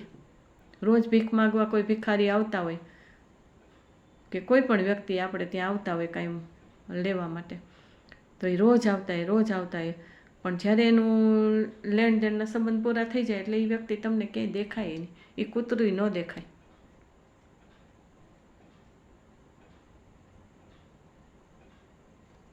આવું બની શકે છે. આવા મારા ઘણા બધા અનુભવ છે. અહીંયા અમારા શેરીમાં જ 2 કૂતરા હતા, તો રોજનું 1.5-2 લીટર એને દૂધ મૂકતી અને 2 કૂતરા પીતા. તો એકનું એક્સિડન્ટ થયું એટલે એનું પૂરું થઈ ગયું, કેટલા વર્ષો સુધી કર્યું. અને બીજું કૂતરું હતું તો હાવ મરવા પડ્યું હતું, નાનકડું આટલું નાનું બચ્ચું હતું અને કંઈક મરવા પડ્યું હતું ને કંઈક બીમાર હતું. તો એને દૂધ પાઈને એટલું સરસ મજાનું રોજ 1.5 લીટર 2 લીટર એ દૂધ પી જાય અને એકદમ સ્વસ્થ થઈ ગયું. પણ એ કૂતરાની પછી શું થયું ખબર નહીં, બધાને પાછળ બહુ દોડતું ને બધાને દોડાવતું ને હેરાન કરતું ને, એટલે કોઈ લઈ ગયું કે શું થયું પછી કંઈ ખબર ન પડે. તો એ દેણું પૂરું થઈ ગયું ને એટલે 2 કૂતરા વયા ગયા. ગાયોની વર્ષોથી સેવા કરતી, શક્તિની આજ્ઞા આવતી કે 25 રોટલી બનાવવાની, 20 રોટલી બનાવવાની, આટલું આમ દેવાનું. જમતી હોય તે જમતા જમતા એક હજી મેં બટકું ટુકડો મોઢામાં મૂક્યો હોય તે એમ કે આ ગાયને દઈ દેવાનું, એટલે કાંઈ પછી કરવાનું વિચાર નહીં, જે થાળી હોય બધી ગાયને ખવડાવી દે. પણ હવે ગાય જ નથી આવતી, આ શેરીમાં ગાયો જ નથી આવતી. નહીં તો અમારી શેરીમાં આ મકાન આગળ અને નીચે જ છે, એટલે મકાન છે એટલે ગાયો તો તરત મૂક્યું હોય એટલે આખો દિવસ રાત મોઢે સુધી ગાયો નીકળતી હોય. પણ હવે આ ગાયોની બધી બહુ તકલીફો થવા માંડી એટલે હવે ના પાડે છે બધા, એટલે કોઈ શેરીમાં ક્યાંય ગાયો આવતી નથી. તો એ ગાયોનું કૂતરાને જો આટલું લેણું હશે, કેટલાય વર્ષો સુધી કર્યું, પણ હવે વિચાર કરવો પડે તો ગૌશાળામાં કરી આવી. સેવા જેને કરવી છે તો ગમે ત્યાં કરી આવે. પણ આ તો એક ઋણાનુબંધની વાત છે કે ઋણાનુબંધ પૂરા થાય ત્યારે કોઈ પણ નિયમ આવી જાય કે કાંઈ પણ કારણ બની જાય, તો આપણે જે કાંઈ સારું નરસું કરીએ ને એમાં આપણે ભાવ સારા રાખવાના અને આપણી યથાશક્તિ આપણે કરવાનું. કોઈ એમ નથી કહેતું કે તમે 500 ને 1000 રૂપિયા જ કોકને આપો, 5 રૂપિયા કે 2 રૂપિયા આપો ને તો એ માણસ સામે ખુશ થઈ જાય. તો આ બધાય ગ્રહ છે ને, એ ગ્રહોનો જે લેણ દેણના સંબંધોમાં જે સંબંધો આવે છે, વ્યક્તિ, વસ્તુ, કોઈ તત્વ હોય, જમીન હોય, મકાન હોય, એની સાથે જો ખરાબ સારા સંબંધો તો કદાચ પૂરા થઈ જાય. ઘણીવાર સારામાંય કંટાળી જતા હોય તોય પણ આપણે કેમ ક્ષમતા ભાવ રાખવી અને આપણને તકલીફ થતી હોય તો એ સારા ઋણાનુબંધને પણ પૂરા કરવા માટે આપણે કેપેસિટી બહાર જતું હોય તો એના ઉપાય કરવા જોઈએ. અને ખરાબ ઋણાનુબંધ હોય તો એ તો માથાને દુખાવો જ હોય, કારણ કે કોઈને ન ગમતે, ખરાબ કોને ગમે.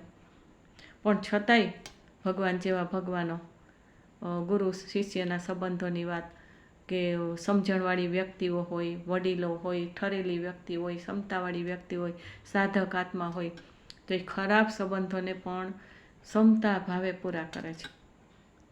તો એ તમારાથી ન થાય તો શું કરવું? આ ઋણાનુબંધ પૂરા કરવા માટે આપણે ન કરી શકીએ તો વાયા કરવું, જેટલું થાય જેવું થાય એવું. મેં તમને માઈ સ્વામીને ગૌતમ ગણધર ભગવાન ગૌતમ સ્વામીની વાત કરી ગણધરની, કે હાલિકને એને કેવી રીતના તાર્યો ને કેવી રીતના સદબોધ આપ્યો હતો. એટલું એનું લેણું હતું, પણ ભગવાનને ખબર હતી એટલે એને કે ને આંગળી ચીંધવાનું પુણ્ય, તો એ હાલિકને સંકિત થઈ ગયું. આંગળી ચીંધવાનું પુણ્ય કે હું તમને વારંવાર સમજાવું છું કે આ મારી ચેનલ તો કેટલો ટાઈમ ચાલશે મને ખબર નથી, કેટલા વિડીયો મારે મૂકવાના છે, મારું જ્ઞાન કેટલું આપવાનું છે, અને કોઈ વ્યક્તિ મને નહીં ખબર હોય ને કદાચ એ વ્યક્તિ ઋણાનુબંધવાળી હશે ત્યાં પહોંચી ગયું હશે તો ચેનલ બંધ થઈ જશે. હવે મારા તો આ શક્તિના આજ્ઞાના કેટલાય દાખલા છે કે વારંવાર બધું ફરતું જ હોય છે કે આટલું કરી લીધું એટલે પૂરું થઈ ગયું, વળી બીજી વાત આવી, ત્રીજી વાત આવી, કારણ કે મારું જેટલું અધૂરું છે એ શક્તિ પૂરી કરાવે છે. તો આ ઋણાનુબંધ વાયા જે પહોંચે છે, આંગળી ચીંધવાનું પુણ્ય, કે હું જેટલાને બતાવું છું જે કાંઈ જ્ઞાન આપીને વિડીયો દ્વારા કે ઉપાય, હું જેટલું જાણું છું કે મને શક્તિએ જે જ્ઞાન આપેલું છે કે મારા આધ્યાત્મિક સાધના દ્વારા કે કોઈ પણ રીતે મારી પાસે જ્ઞાન છે, અનુભવ છે, એ શેર કરું છું. તો આજે જેટલા લોકોને શાંતિ મળશે, જેટલા ઉપાય કરશે, તો એ પુણ્ય મને પણ એનો ભાગ મળવાનો છે. હું પુણ્ય મળે એના માટે નથી કરતી, મને તો આજ્ઞા છે એટલે હું કરું છું. પણ તમારે તો એ જરૂર, મારે જરૂર છે પુણ્યની, તો તમારે તો જરૂર છે જ ને. જે તકલીફો છે એ તમે શેર કરશો એટલે એ જેટલા ઉપાય કરશે ને એમાંથી તમને પુણ્ય મળશે.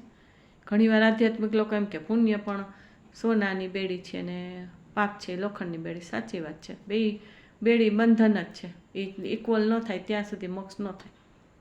પણ એ બધી આગળની વાત છે. પણ મનુષ્ય જીવન છે તો આપણે પુણ્ય જોઈએ, પૈસા જોઈએ, વસ્તુ જોઈએ. તો પુણ્ય હશે તો જ આ બધું મળશે ને પુણ્ય હશે તો સારા વિચાર આવશે, પાપ હશે તો કેવા કેવા કર્મ કરી નાખશું. તો પૈસાની જેમ પુણ્ય જરૂરી છે. તો ઋણાનુબંધ તમે કદાચ આ કોઈ ઉપાય ન કરી શકો ને, તમે 10 જણાના બતાવશો ને અને એ ઉપાય કરતા હશે ને તો એનાથી ઘણીવાર એના વાઇબ્રેશન તમને મળશે. આ પરમાર્થનું કામ છે. પુણ્યનું કામ તો ખરું, ઋણાનુબંધની મુક્તિનું કામ તો ખરું, પણ પરમાર્થનું કામ છે. પરમાર્થને સેવાના કામે કરવા જોઈએ. માનવ જન્મ મળેલો છે તો એનાથી પણ પુણ્ય બંધાય છે, એનાથી પણ આપણું સારું કર્મ એવું થાય છે કે જેથી કરીને આપણે કંઈક સારું કાર્ય કરી શકીએ અને આગળ આપણો જન્મ પણ સારો થાય. ખાલી અત્યારે સુખ મળી જાય ને ઋણાનુબંધ પૂરું થઈ જાય એમ નથી. પરમાર્થના કામ કરેલા છે, સારું કામ કરેલું છે, તો આપણી ગતિ પણ અહીંથી જન્મ બીજે થાય ત્યારે એ જન્મમાં આપણી ગતિ અને વ્યક્તિઓ સારી મળશે. જેમ મેં પૂર્વજન્મમાં મહાદેવની ભક્તિ કરેલી હતી તો સંસારમાં આવવાનું થયું, નહીં તો દીક્ષા છોડ્યા પછી બહુ અઘરું હોય. ન પૈસો હોય, ન વ્યક્તિઓનું માન સન્માન હોય, ન ભણતર હોય, બધી તકલીફો હોય. મારી પાસે બધું જ છે.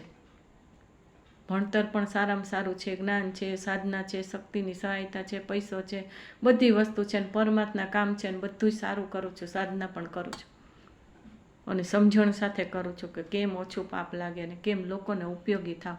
આ બધું છે, આવું બધાને નથી મળતું. એનું મને ગૌરવ છે. અભિમાન નથી પણ સ્વાભિમાન છે ને ગૌરવ છે. મા બાપને એવા સંસ્કાર મળ્યા છે કે આજે હું ટકી રહી છું અને આટલું સરસ મળ્યું છે. આજે કેટલા લોકોની સેવા કરું છું. તો એ કાંઈ સહેલી વાત નથી, બહુ સરસ. એ આપણું પુણ્ય હોય, આપણે પૂર્વજન્મમાં સારું કરેલું હોય તો મળે. તો આ જન્મમાં મનુષ્ય જન્મ આપણો છે એમાં આપણે પરમાર્થના કામ કરેલા છે. આમાં તો કાંઈ નથી કરવાનું, ખાલી તમારે યુટ્યુબ ચેનલમાંથી જે વિડીયો છે એને શેર કરી દેવાનું છે, લાઈક કરી દેવાનું છે, કમેન્ટમાં લખવાનું છે હું આ ગામથી જોઉં છું કે આ મને બહુ વિડીયો ગમ્યો છે કે મારા જીવનમાં ઉપયોગી થયું છે. જે તમે લખો એ.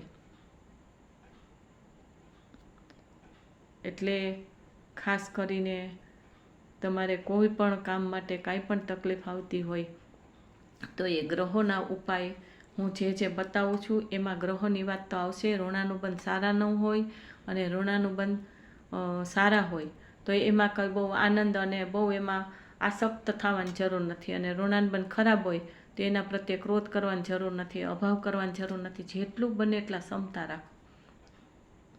ઘણી વાત આપણને એમ થાય કે એ વ્યક્તિ ઘરમાં જ હોય તો એ પૂરું કરવું જ પડે, પણ થોડીક વાર તો આપણે અને ભગવાન થોડીક વાર તો શાંતિ રાખી શકીએ. અને ભગવાનને તમે પ્રાર્થના કરો. મેં 4 બતાવ્યા ને કે દેવદેવી, એને પિતૃઓને પ્રાર્થના કરો કે તમને સદબુદ્ધિ રહે અને સારા નરસા બેય ઋણાનુબંધથી આપણે ઘણીવાર કંટાળી જતા હોય. સારા ઋણાનુબંધ અને સારી સગવડથી પણ આપણે કંટાળી જતા હોય, ખરાબથી પણ કંટાળી જતા હોય. તો હું તમને ખાસ કહું છું કે તમે દેવ દેવીને પ્રાર્થના કરજો. તમને જેની ઉપર શ્રદ્ધા હોય એને પ્રાર્થના કરો, એ સાંભળે છે અને એની સહાયતા મળશે. ગુરુઓને યાદ કરો, ગુરુઓને પ્રાર્થના કરો, ધર્મને સાથે રાખો, મંત્ર જાપ બોલો. અને જે ગ્રહના ઉપાય છે એ ગ્રહનું પછી ક્યારેક જ્યારે પર્સનલ એક ગ્રહની વાત થશે ત્યારે તમને બધી હું સમજણ આપવાની જ છું કે રાહુનો કુંડળીમાં દોષ હોય કે રાહુ ભારે હોય અથવા તો બીજા કોઈ ગ્રહ સારા હોય કે ખરાબ હોય તો એમાં શું કરવું જોઈએ, એને કોની સાથે લેણું હોય, કોની સાથે ન હોય, એનાથી તમને શું મળે, શું ન મળે, શું મંત્ર જાપ કરવા, એ બધું ત્યારે તમને કામ લાગશે. પણ અત્યારે હું તમને ટૂંકમાં એટલું સમજાવું છું કે ઋણાનુબંધ સારા કે નરસા બેય હોય, બેયમાં તમે કંટાળી જતા હોય તો તમે ભગવાનને, તમે દેવદેવીને, સરસ્વતી માતાને, જે જ્ઞાનના વાણીના દેવી છે, કે આપણા મનને શાંતિ આપે. અને મનને શાંતિ આપે એટલે આપણે વિચાર સારા થાય.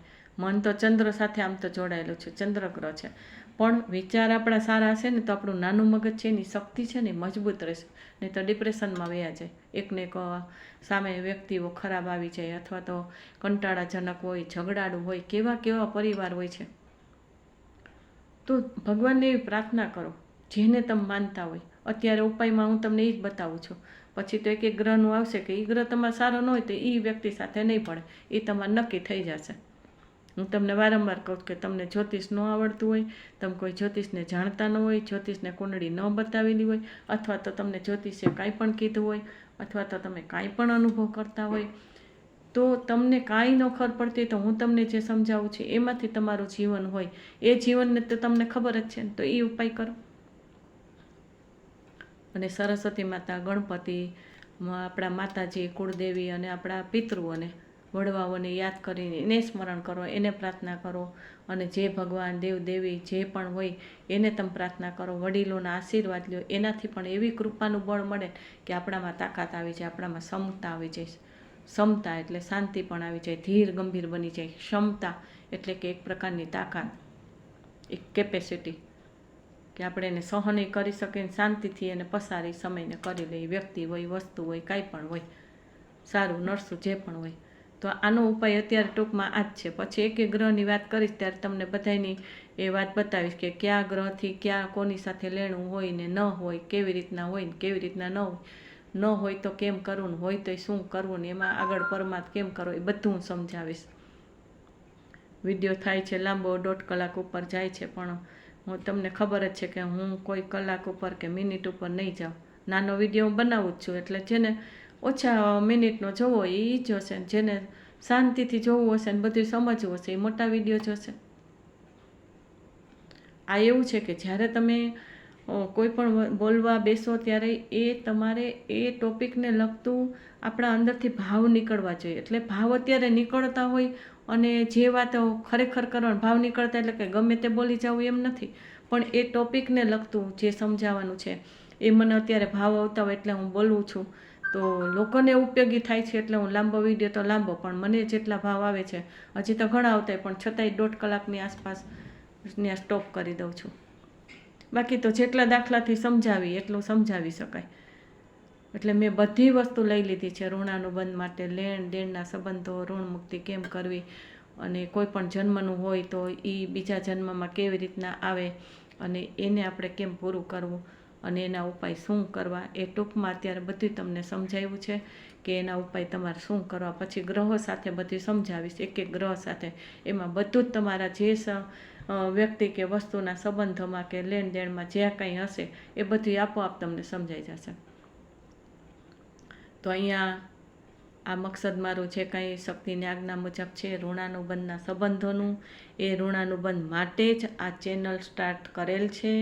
તે એ ઋણાનુબંધને સમજવા માટે. તમે પણ વાયા ઋણાનુબંધવાળા હશો તો જ મારા વિડીયોમાં સામેલ થયા હશો, તો જ મારી ચેનલમાં તમે તમારા હાથમાં ગમે ત્યાંથી મોબાઈલ જોતાં મારો વિડીયો આવી જશે.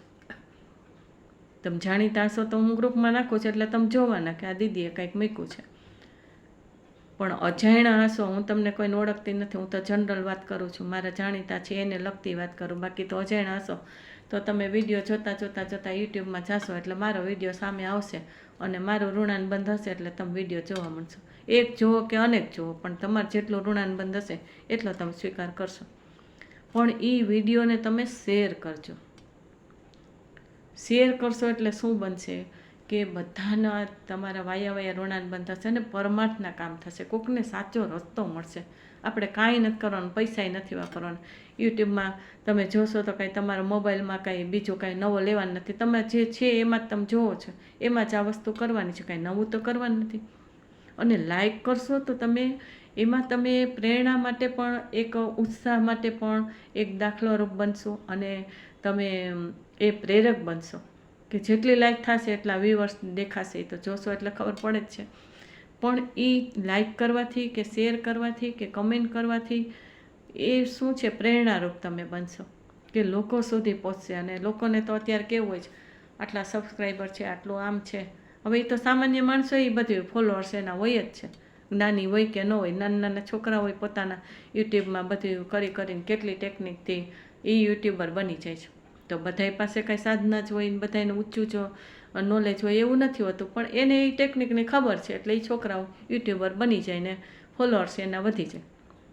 પણ આપણે તો એ માટે નથી હું તમને કહેવાની.